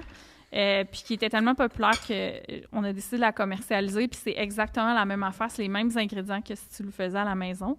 Puis ouais, la réponse est vraiment bonne. Écoute, quand j'étais au festival vegan, il y a des gens qui venaient me voir les yeux pleins d'eau, puis qui me disaient, je te jure, puis qui me disaient que ça avait changé leur vie parce qu'ils étaient véganes. Pour des raisons éthiques, tu sais, c'était vraiment important pour eux, mais qui se sentaient comme pas toujours comme capable de cuisiner, où il n'y avait pas toujours l'énergie. Oui, c'est ça. Puis que ça manquait, mettons, d'avoir comme des options, puis tout ça, puis que, tu sais, qui en achetaient comme plusieurs boîtes par semaine, puis tout ça, puis j'étais comme, oh mon Dieu. Mais, tu sais, pour vrai, quand on a créé ce produit-là, l'idée, c'était de reproduire un peu l'effet que, tu sais, quand t'es pas végane puis que t'as pas envie de cuisiner quelque chose de compliqué, t'achètes un poulet de rôtisserie, mettons, là. Puis là, tu te fais des sandwichs, puis tout ça, mais je trouvais qu'il n'y avait pas cette option-là, là, quand t'es végane, là. Tu sais, il y a des fausses viandes, puis tout ça, mais, tu sais, nous autres, on voulait quelque chose qui ressemble à ce que tu te cuisines à la maison. Fait que, ouais, ça se passe super bien. Puis c'est un bon tofu. Il est super bon. Fait que j'ai fait avec ton tofu, je l'ai simplement sorti de l'emballage. En fait, qu'est-ce qu'on fait avec ton tofu? on fait un banh mi, qui est le fameux sandwich végétarien. Le banh mi, en fait, c'était une façon pour les Vietnamiens d'accommoder l'occupation française à la fin du 19e siècle. Il y avait beaucoup de... l'armée française, elle occupait le Vietnam. Et pour les militaires, pardon. Les militaires. Les militaires. Mon Dieu, miliciens. Oui, on a beaucoup de mots inventés. Les millimètres. Les Vietnamiens ont inventé ce sandwich, qui est la version un peu jambon-fromage vietnamienne. Bien sûr, on ne le fera pas avec du jambon. Traditionnellement, il y a comme 4 sortes de porc. Il y a beaucoup de porc. Ils ont toujours la version végétarienne. Il y a toujours la version végétarienne, mais je pense pas que c'est traditionnel. C'est pas traditionnel, la version végétarienne. Oui, tout le temps. Absolument. Ouais. Puis c'est un peu ça que j'ai décidé de recréer pour tout. Là, je suis très déçu. Parce que la raison que j'ai acheté la tartinade de tofu Fontaine Santé avec des œufs dedans... C'est-tu pour remplacer le pâté de foie? Exactement, parce que je me suis dit qu'une végétalienne n'aimerait pas du pâté de foie de poulet ou de canard. Parce que t'as quand même inquiète-toi pas. Puis qu'est-ce qu'on a fait avec ton tofu? Ben c'est simple. J'ai pris ton tofu. J'ai fait mariner mes carottes puis mon daikon. Ceux qui ne connaissent pas le daikon, c'est comme un radis asiatique fait sur le long. Là, il en manque un bout. Là. Mais ça goûte vraiment le radis. Bon, c'est vraiment bon. Est-ce que ça se peut que tu avais déjà cuisiné des banh mi avec Arnaud Soli? Je suis pas certain. Tu sais, quand il était venu à ton émission? Je sais pas que j'ai cuisiné avec Arnaud Soli. Je me souviens pas. Non, je sais pas pourquoi j'ai en tête que c'était ça. Mais en tout cas, c'était la recette de Ricardo. Mais non, on avait fait des profiteroles. Tu avais des profiteroles? Mais ça veut dire que c'était pas avec Arnaud Soli, mais je me sens que tu as déjà fait des banh mi à ton émission. Ça se peut. J'en ai fait à l'épicerie des banh mi. Mais je me sens à BLC Live, tu en avais fait. Mais tu les as fait mariner dans quoi? Dans du vinaigre puis du sucre? Du vinaigre, de riz, du sucre blanc et de l'eau, simplement. Okay, et par la suite, j'ai pris la marinade de mes carottes et de mon daikon. Et j'ai rajouté un petit peu de sauce soya, un petit peu d'huile de sésame. Puis il était chaud, elle était chaude, ma marinade. Puis j'ai simplement mis des morceaux de tofu magique dedans. Wow! Plusieurs petits bouts. Ouais. Parce que sinon, ça se mange mal. Oui. C'est super photogénique. Oui, c'est ça. Mais tu vois, cet hiver, j'ai créé une recette de... pâté de foie, c'est du pâté de noix, en fait. C'est fait avec des noix de Grenoble puis des lentilles. Puis, honnêtement, là, j'étais tellement fière là, quand ça a marché, là, cette recette-là. Puis, c'est la recette que j'ai amenée dans toutes les parties du temps des fêtes, là, parce que ça marche vraiment bien. Même mes parents boomers étaient comme... Mais c'est vraiment délicieux. T'es sûr, c'est pas comme... Ça goûte vraiment comme le pâté de foie qu'on achète à l'épicerie. Puis, il y a quelqu'un qui a commenté... Piment, pas de piment. Piment. Yeah. Il faut les piments, d'ailleurs, c'est des petits piments. Des chili. Des piments oiseaux, un peu, hein? Puis, c'est ça. Puis, il y a quelqu'un qui a commenté « Oh mon Dieu, merci, je cherchais quoi mettre dans les banh mi. » Parce que normalement, il y a comme une espèce de pâté de foie, là, justement. Ouais. Mais ça serait délicieux. J'aurais dû acheter du végé pâté. Du végé pâté, ouais. Je pensais faire original. Mais tu voulais rester dans le thème du tofu. Exactement. Mais l'intention était bonne. Mais ça, le nombre de fois où on m'a servi ça en disant « Ah, il y a ça, tu sais, j'ai pensé à toi, j'ai acheté ça. » Je suis comme « Oh, c'est fin, mais... » Le cuisinier en moi est déçu. Ah, parce que... J'aimerais qu'on change de sujet. Là. On a parlé beaucoup de bouffe vegan. Toi, t'es surtout militante contre les diètes. Millimètre. J'adore ça. Anti-diète, anti-grossophobie. Ouais. Puis c'est vraiment, t'as un podcast ailleurs sur le sujet. Un documentaire. Qui est malade, là. Ça m'a vraiment inspirée. Qu'est-ce que tu penses, toi? Parce qu'on en voit beaucoup de la diète keto, tu sais, puis on voit ça sur les magazines, puis là, en ce moment, avec c'est quoi, le Heroin Chic, là, qui est revenu, les modes de corps très minces, là, qui sont jamais vraiment partis, c'est juste qu'on se gêne pas pour le dire que c'est à la mode, là. Ouais. Est-ce que ça te fâche-tu, ou t'as comme une autre approche? Mais ce qui est différent, après avoir travaillé... Moi, quand j'ai commencé à travailler sur le projet, j'étais très militante. Je le suis encore, c'est juste que mon approche a un peu changé. Ce que en fait... Quand j'ai commencé à travailler sur le projet, j'étais vraiment comme en colère, puis j'étais comme, toute l'industrie des diètes, c'est de la merde, puis tous les gens qui font des diètes, je leur en veux personnellement. Okay. Mais j'étais comme, parce qu'ils contribuent à ça, puis c'est pas des alliés, puis si t'es une fille, t'es pas une féministe si t'adhères à ça, parce que, tu sais, bref. Mais là, j'ai changé en travaillant sur le projet, puis en comprenant, premièrement, en comprenant toutes les nuances derrière ça. Je mets pas tout dans le même bateau. T'sais, tout ce qui est perte de poids, pour moi, c'est pas tout le temps comme quelque chose de... Tu peux le laisser là. de Ouais, je prends les mauvais, photos, mettons. pour le site web, parce que les recettes se retrouvent sur mon site web, barberchef.com. Mais en fait, c'est que je comprends plus les nuances, tu sais, pour avoir parlé à des médecins et des nutritionnistes qui m'expliquaient que pour certaines personnes, perdre du poids, ça allait leur apporter, c'était réaliste, ça allait leur apporter des bienfaits dans des contextes très, très comme spécifiques. Tu sais, entre autres, un des critères qui fait en sorte que tu n'es pas un bon candidat à la perte de poids, où tu devrais éviter de t'engager dans ce processus-là, c'est si tu as déjà essayé d'en perdre dans le passé. Je l'ai coupé en plus petit. Oh non, mais c'est correct, ça. Mais ça se mange Je vais... Non, mais tu voulais comme plus des petites bouchées de même, genre? Non, mais excuse-moi. Non, c'est correct. Ça aurait été plus facile à manger. Mais qu'est-ce que... Oui, c'est ça. En fait, ce que les professionnels m'ont expliqué, c'est que si tu as déjà fait des diètes dans le passé puis que ton poids a déjà fait yo-yo, c'est probablement pas une bonne stratégie d'essayer d'en perdre parce qu'il risque de se reproduire la même chose. Mais quelqu'un, mettons, qui a toujours eu des bonnes habitudes de vie puis qui avait un poids X, puis là, qui a eu un événement dans sa vie qui a fait en sorte qu'il n'avait plus des bonnes habitudes puis qu'il s'est mis à prendre du poids, en changeant ses habitudes, en retrouvant des bonnes habitudes, cette personne-là va peut-être en perdre du poids puis ça va lui faire du bien. Mais encore là, c'est pas tant le poids, c'est les habitudes qui vont avoir fait du bien. Mais c'est ça la différence. Maintenant, c'est que quand il y a quelqu'un qui me parle de sa diète, surtout si c'est une personne comme ça, puis qui n'en fait pas la promotion, mettons, pour nous vendre de quoi, j'ai beaucoup d'empathie pour cette personne-là parce que je le comprends à 100 %. Tu sais, c'est faux. On est tous passés par là. Bien, on est tous passés par là. Puis l'affaire, c'est que c'est vrai que tu es vraiment moins bien traité dans notre société quand tu prends du poids. Si tu en perds, tu es automatiquement mieux traité à plein d'égards. Tu sais, puis les gens qui croient pas ça, qui disent « Ah non, c'est pas vrai », c'est comme « Non, c'est vrai. » Il y a des données là-dessus, il y a des études qui le montrent. Après ça, s'il y a des gens qui se sont dit « C'est pas mon expérience, c'est pas parce que ça t'est pas arrivé à toi que ça existe pas. » Tu sais. C'est vrai. Fait que bref, je le comprends vraiment. C'est juste que, par contre, j'ai moins de, disons, je suis peut-être un petit peu plus frileuse avec les gens qui sont dans une position influente, puis qui, là, ils en font la promotion, tu sais. Des influenceurs, mettons, qui vont dire « Ah, ben là, moi, je fais cette diète-là en ce moment, puis ça m'aide. Mais là, je vous dis pas quoi faire, mais moi, je le fais, puis ça m'aide. » Il y en a-tu beaucoup qui font ça? Oui. Il y en a plein. Oui, il y en a plein. Sinon, ça va être plus subtil. Ça va être genre des détox, des thés, diurétiques, des affaires de même. Mais ouais, fait que je suis beaucoup plus, mettons, nuancée dans mes propos, mais je suis encore en colère contre le système. Parce que, mais tu sais, quand tu t'intéresses à ça, tu te rends compte que ce qu'il y a derrière ça, c'est de la misogynie. Tu sais, c'est le contrôle de la femme, beaucoup, là. Puis du racisme aussi, beaucoup. On associe le corps plus gros au corps qui n'est pas blanc, tu sais.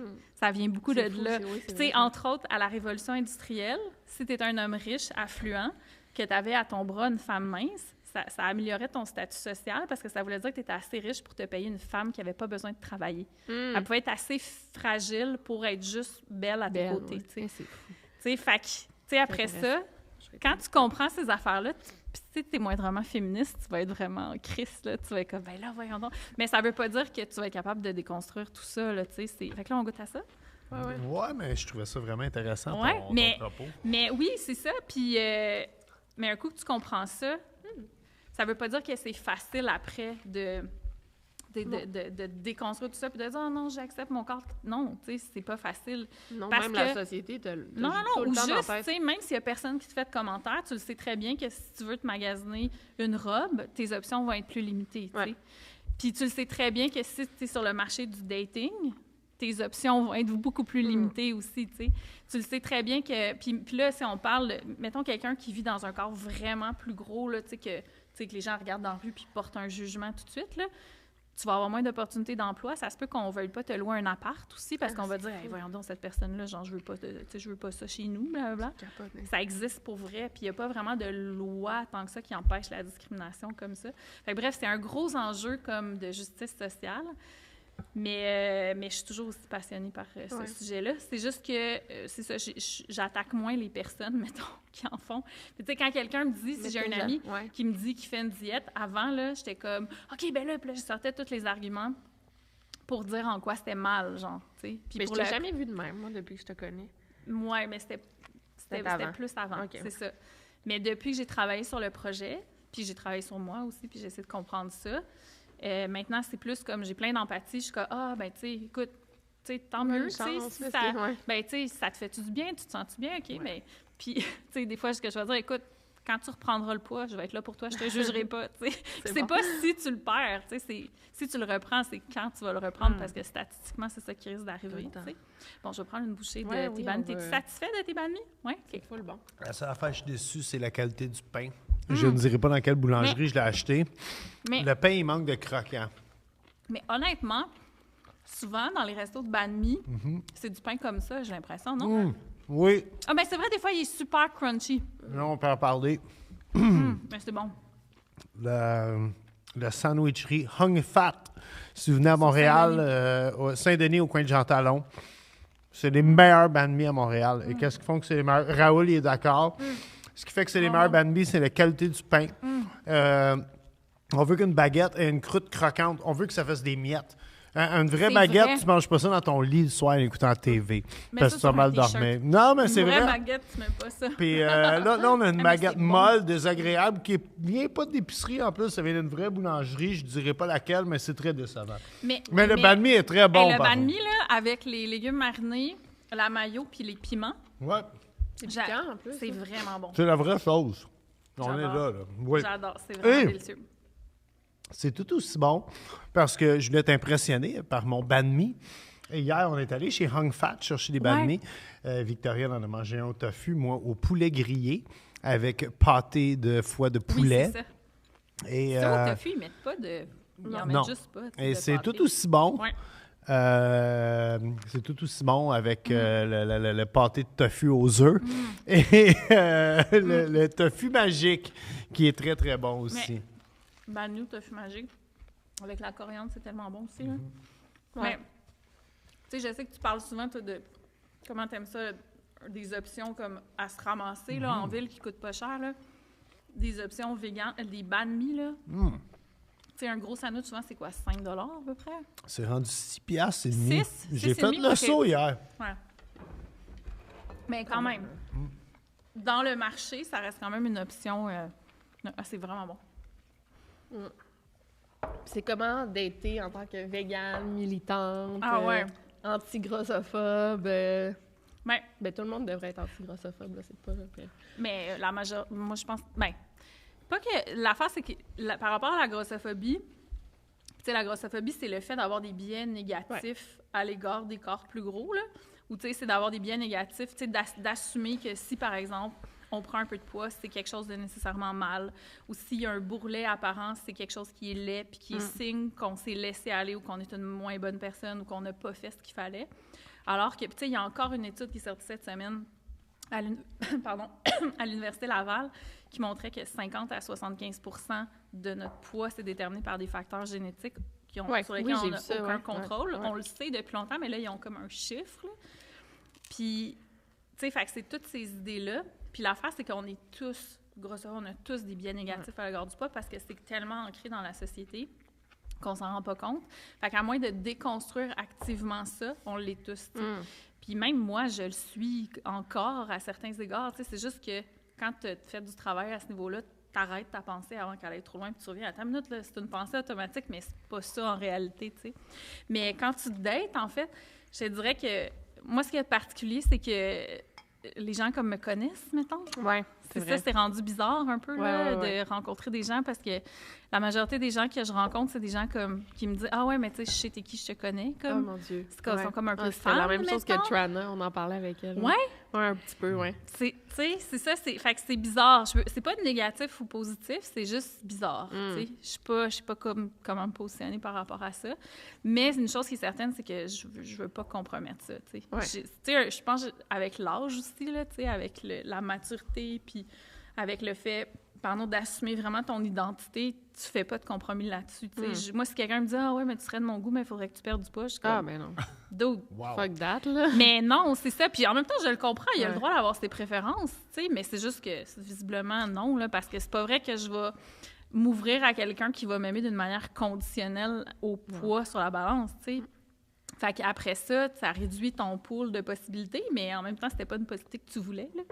Tu sais, t'imagines d'être avec quelqu'un qui te dit « Ah, ben, tu tu sais, oh mon Dieu, je t'aime tellement, puis là, pour X raisons, tu prends un peu de poids, puis cette personne est comme, là, je t'aime plus. Puis OK, mon Dieu, ça tenait pas à grand-chose, cet amour-là, tu sais. C'était comme plus du contrôle que de l'amour. Fait que, tu sais, je pense que ça réduit tes possibilités. Même chose quand, tu sais, le fait d'être végane, je le dis ouvertement aussi. J'ai pas besoin d'être en couple avec quelqu'un qui est végane. Non. Mais quelqu'un qui comprend pas ou qui trouve ça ridicule, c'est sûr que ça peut pas fonctionner, tu sais. Ouais. Fait que c'est un peu plus compliqué, mais en même temps, je pense que c'est déjà compliqué pour tout le monde, là, le dating en 2022-2023. Oui, là. oui. C'est pour ça qu'on est en couple. C'est bien fait, là. Mais le mariage. De la chance, là, c'est tough de trouver quelqu'un. Ouais. C'est pas Ben oui, oui, non, c'est tough en général. Puis là, rajoute à ça la couche aussi d'être comme un peu public ou un peu connu, mettons, là. Fait que là, ça devient comme, tu sais, là, OK, cette personne-là, es-tu vraiment intéressée ou c'est juste parce que c'est comme, mon Dieu, elle, ouais, je l'ai vue à la TV, tu sais. Puis, tu sais, gérer les DM aussi Mais, un peu creepy aussi, là. Ben c'est ça, puis je disais à Joanna, là, notre job, c'est comme de répondre à des DM, là, tu sais, c'est ça qu'on fait la majeure partie du temps. Fait que dater, là, puis genre avoir quelques conversations en même temps, puis toujours devoir répondre, finalement, ça mène à rien. Hey, c'est du temps, là, c'est consacré, là. Non, c'est pas... j'essaie de pas trop consacrer d'énergie à ça, parce que, je sais pas, c'est pas une priorité non plus dans ma vie, là. Je dirais, j'ai longtemps comme fait tourner ma vie autour du dating, là, comme... Encore là, c'est le genre d'affaires que j'ai déconstruit beaucoup. Tu sais, puis j'ai l'impression que quand tu t'intéresses à pourquoi tu sens une pression de faire quelque chose. Tu sais, pourquoi j'ai toujours ressenti la pression de manger du yogourt, mettons, c'est un exemple. Là. Ben, j'ai toujours eu cette croyance-là que si je mangeais pas de yogourt, j'allais genre me casser une hanche, tu sais. Ah, OK, t'es sérieuse? C'est vrai? Ouais. Hey, non, mais la pression, c'est comme, mais là, plus tard, pour tu vas te casser une hanche. Ouais. Fait que là, je mangeais du yogourt, puis moi, j'aimais tellement pas ça, le yogourt. Je me bouchais le nez, puis je mangeais du yogourt. Puis quand j'étais petite, je mettais du jus d'orange dans mes céréales, tellement le lait comme ça. Moi aussi, ça m'a toujours le C'est vrai, toi, t'es pas capable de me regarder boire un verre de lait, mais c'est fou, tu parles du yogourt. Moi, là, le yogourt, les bananes, c'est deux choses que je n'ai pas mangées avant d'avoir 40 ans. Et le yogourt, ça a l'air que... Les bananes, j'en rappelle. À cette heure, c'est fou. Mais quand j'étais bébé, ça a l'air que ma mère me donnait du yogourt et je le crachais. Là. C'était impossible de me faire manger du yogourt. En fait, j'ai découvert le yogourt quand j'étais en Grèce. Parce que ça, ils ont comme du yogourt next level. Yogourt de brebis. Puis depuis que je suis revenu, je suis capable d'en trouver qui me fait plaisir, là, mettons. Du yogourt de bourgeois, là. Oui. Mais j'aime ça, avec, mettons, des pommes grenades, du sirop d'érable et un peu de muesli. Là, je me fais à croire que c'est santé, tout ça. Ben... Quand tu mets 4 cuillères à soupe de sirop d'érable sur quoi que ce soit le matin. Ouais, non, c'est ça. Mais de quoi on parlait? Ben, oui, c'est ça, les produits laitiers puis tout ça. Oui, c'est ça, j'ai toujours eu cette croyance-là qu'il fallait comme que j'en prenne. Puis là, quand j'ai compris que c'était pas nécessaire, j'étais comme, oh mon Dieu, on m'a menti tout ce temps-là, puis là, complot, blablabla. Puis là, tu changes, puis t'as comme un nouveau monde autour de toi où t'es plus obligé de manger des produits laitiers. Puis après ça, c'est la même chose pour, mettons, la pression de perdre du poids. Comme là, ça t'ouvre un monde, t'es comme, hey, ça se peut vivre ta vie sans te mettre cette pression-là. Oui, la pression, elle existe, mais toi, tu peux choisir quand même de pas en faire ta priorité, puis après ça, de laisser les gens qui sont d'accord avec toi venir à toi, puis, tu sais, d'avoir un réseau d'amis qui te soutiennent là-dedans, puis, tu sais, un conjoint qui te soutient là-dedans. Mais c'est pas évident. Non, c'est pas évident. Non, je dis pas que c'est facile. Puis même chose après ça pour la pression d'avoir des enfants, mettons. Moi, je me suis rendu compte, quand j'ai déconstruit ça, que c'était pas essentiel. J'étais comme, je pense que j'en ai jamais voulu. C'est juste que, dans ma tête, c'était la seule façon de réussir en tant que femme, c'était d'avoir un conjoint puis des enfants, puis de manger du yogourt, puis de maintenir une taille de guêpe, tu sais. C'était comme tout ça, tu sais. Puis là, tu déconstruis des affaires une après l'autre. Puis que là, moi, j'ai déconstruit, dans le fond, je me suis rendu compte que j'ai jamais voulu être parent, là. J'aurais aimé ça avoir un bébé, c'est cute, des bébés, genre, cute, tu sais. J'adore catiner des bébés, j'adore les enfants, mais je me vois pas parent, genre, ça aurait pas été pour moi. J'ai un ado, je te jure, tu veux pas l'enfant. Il a quel âge déjà, là? Il vient d'avoir 13 ans. Ouf, Ouais. 13 ans. Il est dans fleur de l'âge, comme on dit, Mais ouais, fait que tu sais, tu déconstruis plein d'affaires de même, puis le dating, c'est un peu ça aussi. Tu sais, pendant un bout, l'affaire la plus excitante qui se passait dans ma vie, c'était comme, j'ai eu une date cette semaine, puis là, tes amis en couple, écoute, c'est genre... Ils paieraient, je pense, pour t'entendre comme... Même nous, on t'a posé la question. Ben oui, tu sais, c'est comme... C'est tellement l'affaire la plus divertissante, mais en même temps, c'est comme... Puis là, un moment donné, ça devient un running gag parce que là, mettons, ça marche pas, tes affaires. Puis là, OK, un autre, ben encore, blablabla. Puis là, mais quand ta vie tourne autour de ça, c'est comme... Mais là, moi, j'ai volontairement mis ça de côté pour me consacrer à d'autres choses, mes amitiés, mes projets. Ça m'emporte tellement mieux, là. Mais en vrai, là, je suis pas fermée à rencontrer quelqu'un. Oui, c'est quand tu y penses pas que ça arrive. Mais en même temps, ça, c'est tout le monde cliché, dit mais ça. c'est vrai. Mais ouais. Ouais, non, mais ça, mais c'est vrai, c'est quand on s'est rencontrés, nous autres, moi, je cherchais vraiment personne. Même, je me répète, mais je m'étais vraiment mis en tête que j'étais pour mourir un vieux garçon. Je sais que tu m'en avais même parlé. Ouais, tu sais, j'étais bien t'avais tes plans d'avoir une décapotable puis d'être tranquille. J'ai ma décapotable. T'as-tu ta décapotable? Ouais. La différence, c'est qu'il y a une femme assise. J'en parle pas beaucoup, mais j'ai une décapotable. Là, au départ, il voulait deux places. J'étais comme, non. Il fallait mettre le chien quelque part. Fait que là, ça vient. Tu peux même pas le mettre sur le toit, il y en a pas. Non, je sais. C'est vrai. Mais non, mais c'est ça, un coup que tu déconstruis toutes ces affaires-là, tu te rends compte que il y a tellement moins de pression, puis tu peux tellement faire des choix plus éclairés sur ce que tu veux. Puis j'ai l'impression que, tu sais, quand tu décides de tourner le dos aux diètes, tu peux adopter une approche qu'on appelle l'alimentation intuitive. Ouais. L'alimentation intuitive, souvent, les gens pensent que c'est juste manger ce que tu veux quand ça te tente, puis peu importe quoi, mais c'est pas ça. Oui, puis ça, je trouve que c'est important de le dire. Parce que je pense pas que c'est... Moi, je triple là-dessus. Puis je le fais, l'alimentation T'as probablement intuitive. toujours été comme ça, oui, naturellement. Mais... puis... Là, je vais peut-être me faire lancer des pierres là, par ceux qui le font, mais je pense pas que tout le monde comprend exactement c'est quoi. Il faut que ça soit mieux expliqué. Parce que la façon souvent qu'on me l'explique, c'est comme je peux manger des beignes puis du poulet frit à la journée longue. Puis c'est pas bon. Qui t'a dit ça dans non, c'est parce que je suis assez intelligent pour le comprendre. Mais puis aussi, je m'intéresse à tout ce qui est diète et tout ce qui touche l'alimentation. Mais si tu ne l'es pas, que tu es quelqu'un qui travaille énormément de 9 à 5, puis tu n'as pas le temps nécessairement de te renseigner sur tout ça, puis tu prends juste le global du chose, ça peut être pas bon pour toi. Mais l'affaire, c'est que l'alimentation intuitive, ça a connu un gros gain. Tu sais, ça existe depuis les années 90, mais ça fait peut-être 5 ans qu'on en parle plus, puis au Québec, mettons 2-3 ans. Puis c'est une solution de rechange aux diètes. Fait que c'est pas une diète, ça te promet pas la perte de poids, puis ça t'amène à développer une relation plus neutre, plus saine avec la nourriture, plutôt que d'avoir une relation comme de contrôle puis de restriction, tu sais. Puis c'est une approche qui est faite pour être appliquée par des professionnels en 1 à 1. Tu sais, c'est comme dire, mettons, de la thérapie cognitivo-comportementale, tu sais, où est-ce que tu apprends à reprogrammer, mettons, tes pensées, puis dire, OK, si j'ai telle pensée qui m'amène telle émotion, bien là, on va essayer de changer le chemin où ça m'amène. Tu fais ça en 1 à 1 avec un psy, tu sais. Si tu lis un livre là-dessus, ça peut t'aider. Tu sais, tu peux avoir entendu parler de cette approche-là à la radio, puis tu dis, ben, ça me parle, ça. Mais ça veut pas dire que tu es capable de l'appliquer, là, tu sais. C'est une approche qui est faite pour être... disons, faite avec un suivi, mais est tellement accrocheuse, puis les idées sont tellement révolutionnaires que ça accroche beaucoup. Puis il y a 10 comme principes dans l'alimentation intuitive. Le premier, c'est d'avoir une certaine neutralité autour des aliments, puis de ne pas les catégoriser comme bons ou mauvais. Fait qu'un beigne est équivalent à un brocoli en alimentation intuitive, quand il est question, mettons, ça fait pas de toi de meilleure personne de manger un brocoli qu'un beigne. Mais après ça, il y a personne qui dit que c'est la même affaire dedans puis que tu devrais manger juste des beignes. Mais l'affaire, c'est que quelqu'un qui a été dans une restriction toute sa vie, qui se permet jamais de manger de beignes, les premières semaines ou premiers mois, ça se peut que s'il dit « Hey, là, j'ai le droit d'en manger », ça se peut qu'il en mange vraiment souvent. Ouais. Mais en réalité, puis moi, je l'ai vécu, t'as des cravings de légumes. Là. Tu te mets à craver des affaires qui te font du bien, puis tu te mets après ça à manger plus selon ta faim, puis selon tes besoins, puis ça varie selon les saisons, puis selon... Tu sais, mettons, tu as mangé un plus gros souper la veille, ça se peut que le lendemain matin, tu aies moins faim, mais tu vas t'écouter, tu vas pas t'en suivre un plan strict, tu sais. Fait que c'est vraiment une approche super intéressante. Encore là, elle n'est pas pour tout le monde. Elle s'adresse surtout aux gens qui ont fait des diètes à répétition dans leur vie ou qui ont toujours eu une mentalité de restriction.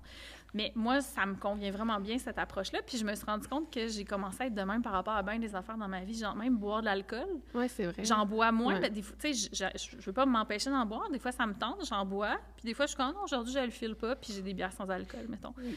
Puis même chose sur, hey, j'ai-tu envie de dater en ce moment? Non, en ce moment, ça me tente pas. Puis c'est pas mauvais ou bon. C'est juste en ce moment, c'est pas une priorité.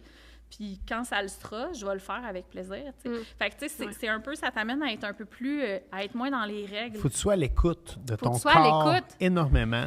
Puis je pense que c'est pas tout le monde qui est à l'écoute de son corps. Puis moi je t'en parlais cet été. Quand j'étais en tournage l'été, je voyage beaucoup, je me prépare en char, je mange comme la marde. Je bouffe de la poutine, j'arrête dans des McDo, je mange des hamburgers, je mange des hot dogs. Puis à la fin de l'été, je me fais comme un auto-cleanse sans même le vouloir. Parce que c'est ça que tu as besoin. Ah oui, à la fin de mes tournages, j'arrive au mois de septembre, octobre, je suis OK, tu sais, je suis brûlé de manger de la crap. Je mange des légumes, je me remets à faire du jogging que j'ai pas eu le temps de faire de l'été, tu sais, puis... Mais c'est ça, c'est ça, en fait, qu'on devrait faire, d'être plus à l'écoute, mais c'est tellement difficile quand tu as de la pression tout le temps. Puis, tu sais, la pression est encore plus grande il y en a chez les hommes aussi, mais tu sais, chez les femmes, encore plus, tu sais, de comme... pas trop manger, contrôler ce que tu manges. Puis, tu sais, mais à la limite, si t'as pas faim, c'est quasiment « Ah, wow, hey, crime, j'ai une bonne... Hey, je suis hot, genre, j'ai sauté un repas. » Mais c'est comme, c'est vraiment une victoire, tu sais. Ça se peut juste que t'avais pas faim à ce moment-là, puis c'est correct. Nous, on a tout le temps faim. Mais moi aussi, c'est rare, ça m'arrive de sauter des repas, là. Mais ouais, fait que ça t'amène à être un peu plus là-dedans par rapport à bien des affaires, puis tu te rends compte qu'il y a tellement d'affaires dans la vie qu'on se dit « Il faut que... » Mais c'est comme, selon qui, tu sais? En tant que femme, mettons, je suis supposée être casée, être mère, avoir tel type de mode de vie. Ton corps est supposé avoir telle forme, ton énergie est supposée être comme ça, blablabla, mais selon qui, tu sais? Puis un coup, tu te sors de ça, t'es comme, attends, mon Dieu, tout est possible. C'est libérateur. Ouais, puis tu sais, j'ai la chance de pouvoir le faire parce que justement, j'ai pas d'enfants à m'occuper, puis tu sais, je peux vraiment comme me prioriser. Mais c'est hot, ça, c'est tellement le fun de pouvoir te prioriser, là. Tu sais, puis j'ai pas de modèle de femmes plus âgées vraiment qui l'ont fait, tu sais, puis je sais qu'il y en a. Non, mais tu sais, autour de moi, oui, quelques-unes, tu sais, de plus en plus qui prennent la parole, mais je me souviens pas quand j'étais petite d'idéaliser la vie d'une femme célibataire sans enfant, genre. Carrie Bradshaw. Mais attends, elle, je dirais, on pourrait en parler longtemps, là, mais comme... Il y a des problèmes. C'est un personnage, mettons, comme... Je peux pas croire que... Mais elle a pas d'enfant, elle n'a jamais voulu, puis c'était comme dans les premières... Oui, c'est vrai. C'est ça. Ouais, mais t'es une pionnière au Québec dans ce que tu fais, quelque part. Ben, je pense que oui. Ouais. Ben, tu sais, je pense que il y a plein de monde qui ont tracé le chemin avant moi sur à peu près tout, là, tu sais. Autant la lutte anti-grossophobie, il y a des gens qui ont ouvert la porte, puis moi, je reprends le flambeau à certains égards, puis il y a d'autres mondes qui le prennent, puis tant mieux. Le véganisme, tu sais, aussi, tu sais, je pense qu'il y a du monde qui commence à tracer le chemin, puis après ça, on continue, mais... Il y a toi puis Mike Ward. Ouais, mais ils en parlent souvent de son véganisme? Ouais, je sais apparemment que c'est un grand fan de Tofu Magique qui en achète full souvent. Ah, c'est cool, ça. C'est ça qu'on m'a dit. Mais ce que je trouve cool, c'est qu'il l'est, puis c'est comme juste naturel, tu sais. C'est comme pas, il en parle pas tant que ça non plus. Puis en fait, tu sais, quand on parlait de rejoindre la masse publique, Mike Ward, c'est le meilleur parce que t'es un alcoolique végétalien. Mais c'est la preuve que lui, il le fait vraiment pour des raisons éthiques. Lui, c'est comme, ça n'a pas de bon sens de faire ça aux animaux, tu sais. Mais... Puis c'est un autre qui respecte le monde. Si tu l'invites chez vous et tu manges un steak, il s'en fout, lui, là. C'est parce que tu mets pas tes énergies à la bonne place, nécessairement, tu sais. Puis la majorité des gens que j'aime, ils mangent de la viande, puis je les aime quand même, pour d'autres raisons, puis mais tu sais, souvent aussi un préjugé, c'est comme, tu sais, j'ai des amis véganes, mais les gens, ils pensent que comme quand on est ensemble, genre, on parle de véganisme, mais je suis comme, non, là, on parle de... Des bains de boîte de baba ganoush, puis de... Ouais, non, mais tu sais, on parle genre de, je sais pas, de la politique, d'un show qu'on a vu, d'un album qui vient de sortir, tu sais. On parle de tout ça. C'est juste que c'est vraiment plus facile d'organiser les repas quand une majorité de gens ne mangent pas du... Tu sais, mettons, dans le temps des fêtes, là, je suis chez des amis, puis tout le monde est soit vegan ou végé, mais on décide de faire un buffet vegan juste pour que... Hey, tu peux tout manger sur le buffet. Quoi? Genre, ça n'arrive jamais, genre. Tu sais, comme quand tu es dans un resto vegan, là, c'est tellement comme... Hey, moi, des fois, je suis comme, je sais pas comment choisir. Quand je vais au Umami, souvent, je prends le menu de dégustation, puis je suis comme, amène-moi un peu de tout, là. J'aime pas ça faire des choix, on dirait, comme ça permet, comme, t'en as vraiment moins à faire quand t'es végane, tu sais. Mais ouais. C'est intéressant, en fait. J'avais juste une dernière question. Est-ce que, c'est de la question qu'on pose à tous nos invités, est-ce que tu as déjà vécu une histoire de fantôme? Ah, une histoire de fantôme. Tu t'attendais pas à ça, c'est tellement comme champ gauche, là, comme question. Attends, laisse-moi réfléchir. J'ai déjà vécu paranormal, genre. Un bœuf qui revient te hanter. Ben, tu sais, des affaires weird, tu sais, que j'ai pas vraiment d'explication, sûrement.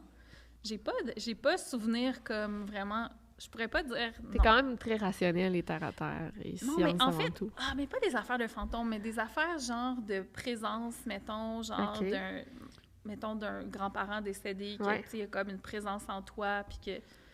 Tu sais, ça a été comme dans un processus thérapeutique que je me suis genre libérée de tout ça, mettons. OK, ouais. Ça, mais pas un fantôme, genre. OK. Mais oui, j'étais assez pragmatique, mais en même temps, j'écoute pas des films de peur parce que, écoute, la dernière fois que j'ai écouté un film avec des fantômes, j'ai eu un torticolis le lendemain matin parce que j'étais trop de même. C'est vrai? Genre. Ça me stresse bien trop. Tu sais, même The Last of Us, c'était limite, là. Genre, les scènes de clicker, j'étais comme... Ça me stresse vraiment, genre. Même, tu sais, toi, tes vidéos, quand il y a des affaires paranormales, tu le regardes pas? Ben non, c'est bien trop stressant. Mais il y en a qui, ça dépend de quoi t'as peur, là. Moi, ça me fait vraiment mais pas non, peur. des fantômes, pas vraiment. Mais en même temps, je peux pas dire j'y crois ou j'y crois pas, là. Mais, en fait, moi, je pense... Puis, tu sais, je suis une formation en sciences, là. Ouais, c'est ça. Mais...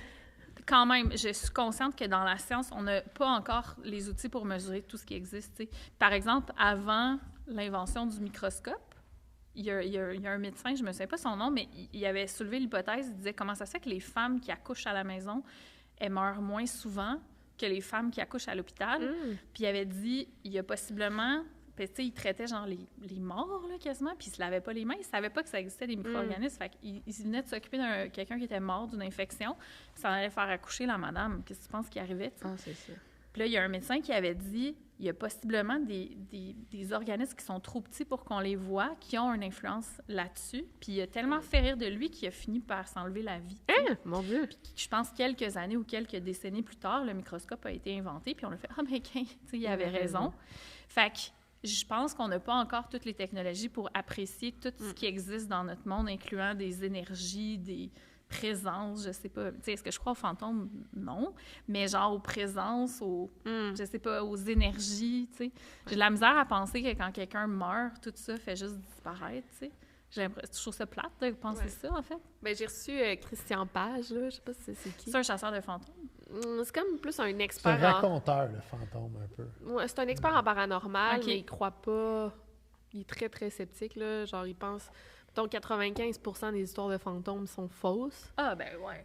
Puis il y a 5% qui pourraient être non expliqués, mettons. OK, ben ça il est très sceptique, très terre-à-terre. Puis justement, je pense que je suis dans la même vision que lui, même si j'aime full ça, parler de ça. Je suis comme, je crois pas totalement, là. Je suis très sceptique face à ça aussi. Là. Tandis que moi, j'y crois. Toi, tu y crois? Ben, moi, je suis âgé, fait que j'ai été servant de messe pendant longtemps. Fait Puis là, c'est quoi, t'en as vu à l'église, maintenant? Non, mais ma mère et moi, on a habité dans une maison hantée. Puis avec mes colocs, on a vécu dans un endroit qu'on croit vraiment... mon appartement se partenait avec Sophie Galu. On était convaincus que c'était hanté, là, aussi. Ouais. Mais écoute... Il va falloir que vous écoutez d'autres émissions pour l'appartement où j'habitais avec ma mère. Ouais, je n'ai pas content encore, ça. Mais non, mais je trouve ça plate de penser, mettons, qu'il n'y a rien. Oui. Bien, c'est ça, c'est le fun à croire. C'est le fun de croire à ça.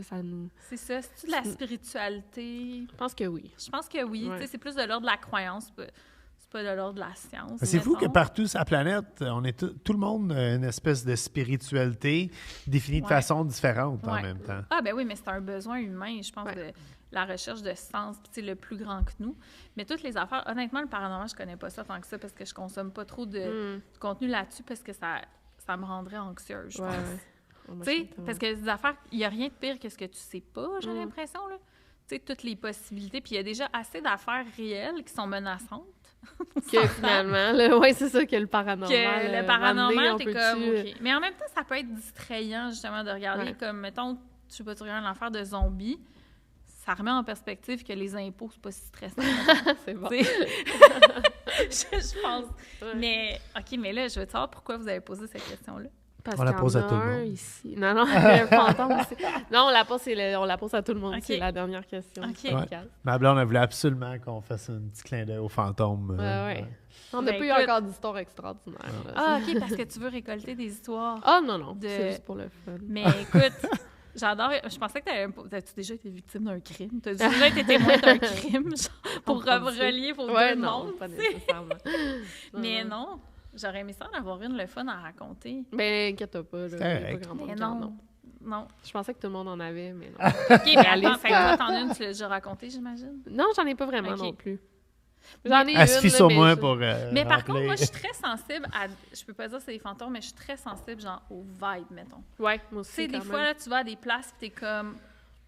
Ouais. Ah, il y a comme une mauvaise énergie Ouais, ici. moi aussi, genre, je sens Genre, ça je me beaucoup. sens pas bien. Tu sais, puis souvent, ça va être... ça peut être des fois le lieu, là, un peu comment est aménagé, mais souvent, c'est comme les personnes aussi, là. Qui ont vécu là, tu sais. Ouais, ça. C'est les personnes qui ont vécu là. Tu sais, qui laissent une mauvaise énergie. Ça Ouais. se peut. Ça se peut, écoute. Tu sais, je vois, c'est ça. Je me souviens d'avoir déjà entendu quelque chose, genre que la nuit, tu devrais pas avoir de miroir dans ta chambre. Ah! Parce que c'est par là que les entités peuvent, comme, rentrer, mettons. Puis J'ai jamais entendu pendant ça. un bout, je m'étais genre, si tu le recouvres avec genre une couverte, c'est correct. Genre. Tu le Je recouvrais recouvrais mes miroirs. Oh mon Dieu! Puis C'est là, c'est ça. Puis une autre affaire, j'avais On entendu va que je tellement tout couvrir nos miroirs cette Ouais, nuit. non. Mais attends, mais une autre affaire que j'ai trouvé intéressante aussi, qui était comme un peu plus nuancée, mettons, qui disait, tu sais, mettons, quand tu sens une présence, OK, pourquoi ça serait nécessairement une personne morte? Pourquoi ça serait pas juste quelqu'un qui dort? Qu'est-ce que tu veux dire? Ben, tu sais, quand tu dors, mettons, t'es pas nécessairement dans ton corps, mettons. Fait que s'il y a une présence avec toi, qu'est-ce qui dit que c'est pas juste quelqu'un qui est en train de rêver, mettons? Puis, tu sais, si on prend... Ah, wow! Si on part de l'idée que c'est des esprits qui se promènent, quand est-ce qu'on... Mettons quelqu'un dans le coma, genre? Qui s'est promené. Tu sais, dans les hôpitaux, il y en a Ou peut-être. même, il y en a qui font des voyages C'est ça. Qu'est-ce qui dit que c'est pas astral, quelqu'un qui fait un voyage astral ou qui Ouais, est dans son qui est sommeil vivant, profond? c'est vrai. pas nécessairement quelqu'un de mort, c'est peut-être juste un gars qui fait une sieste puis il y a un gros chiffre au bureau, genre. Ouais, ouais. Tu sais? Wow. Puis, T'avais non, pas, j'aime t'avais pas une histoire de fantôme, mais t'as une petite bonne Hey, non, mais théorie. c'est bon, ça. Puis Ouais. j'avais même entendu, puis là, écoute, c'est vraiment pas scientifique, là. C'est vraiment juste, j'aime ça, ces affaires-là, mais c'était comme, tu sais, du monde qui change complètement de personnalité en se réveillant d'un coma, là. Ouais. Ça serait-tu, genre, Laurent est allé se promener, pouf, il y a quelqu'un d'autre qui est rentré. Puis là, il y avait Mais en plus de même place. temps, ils changent comme tout. Tu sais, ils gardent quand même des trucs qui se rappellent de des choses de leur ancienne vie. Là. Ouais, mais ça, c'est-tu parce que c'est encodé dans leur cerveau? Ah, ouais. Ah. Mais Tu l'âme comprends? n'a pas un Comme un cerveau. ordinateur. Ouais. L'âme puis le cerveau, c'est deux choses, Hmm. je pense. Ouais. C'est Faudrait intéressant, ça. plus de données. Mais non, mais il y en a probantes pas qui se réveillent puis ils parlent une autre langue. Mais ça, c'est-tu arrivé, ça? Ou... Sûrement. Oui, ça, je pense que oui. Il y en a qui se réveillent qui parlent une autre langue, mais aussi, il y en a qui changent complètement de personnalité. Tu sais, Dans mais en tout Unsolved cas, Mysteries, la première mouvance des années 80-90, il y avait un gars qui avait été dans le coma, puis quand il s'est réveillé, il pensait vraiment que c'était un ancien guerrier de la guerre mondiale 2. Et la personne qui, un combattant en fait, et qui pensait qu'il était et avait vraiment existé. Hmm. Puis ça, Mais ça, il y en a Ouais, plein les d'histoires histoires de faire. Tu sais, réincarnation, ouais. des affaires aussi, là, comme la médecine transgénérationnelle. C'est quoi? Ouais. Tu sais, c'est genre... ou même la psychiatrie transgénérationnelle. Mais Puis ça tu sais, existe. là. Mettons une histoire que j'avais déjà entendue, puis c'est genre, mettons, un petit gars qui avait genre du psoriasis ou de l'eczéma dans le cou, puis tu sais, il avait genre 2 ans, là.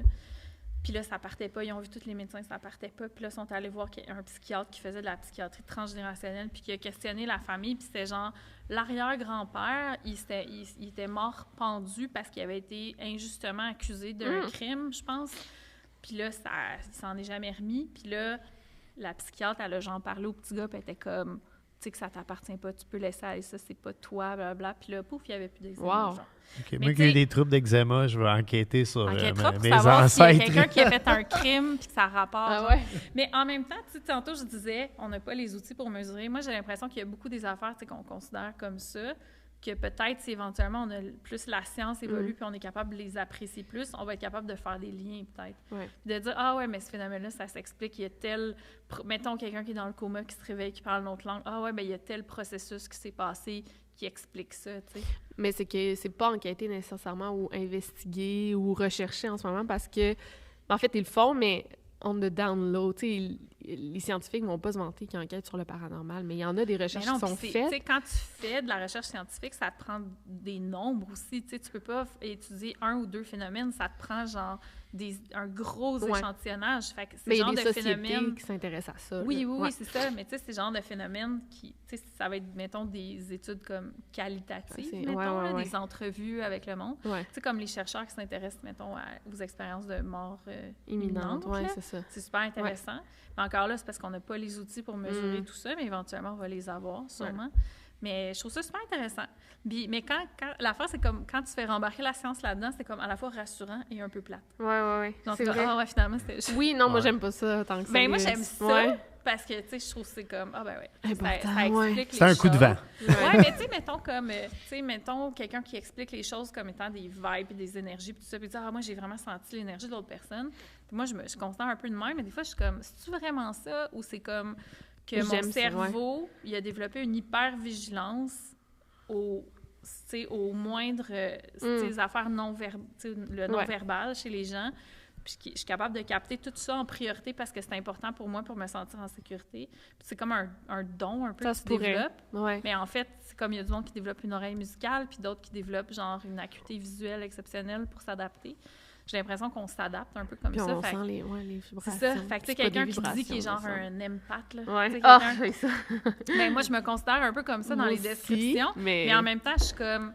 Je me souviens d'avoir lu une théorie qui montrait que c'était probablement quelqu'un, mettons, qui a toujours été hypersensible puis peut-être tu as vécu quelque chose qui a fait en sorte que pour t'en tirer, tu n'as pas le choix de développer une hypervigilance.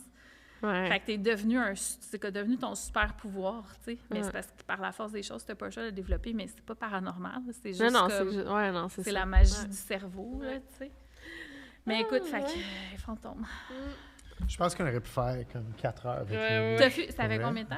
Il est 6 heures moins quart? C'était notre record de longévité de podcast, je crois. Yeah. C'était vraiment intéressant. C'était vraiment le fun. Mais c'était vraiment le podcast le plus comme qui va dans tous les sens auxquels j'ai participé. J'adore ça. Oui, c'était quand même varié. On n'a pas de ligne directe. Non, c'est ça. C'est pour ça que tu m'as rien expliqué dans l'invitation. On sait pas comment l'expliquer. On espère que le monde aime ça, par exemple. Ben, j'espère. Là. Ben, on a vraiment apprécié ta présence. Ben là, merci de l'invitation. C'était vraiment cool. C'était très, très diversifié. Puis le banh mi est vraiment, vraiment bon. Je vais le finir. Là. Merci. Hors caméra. Yeah. Bye!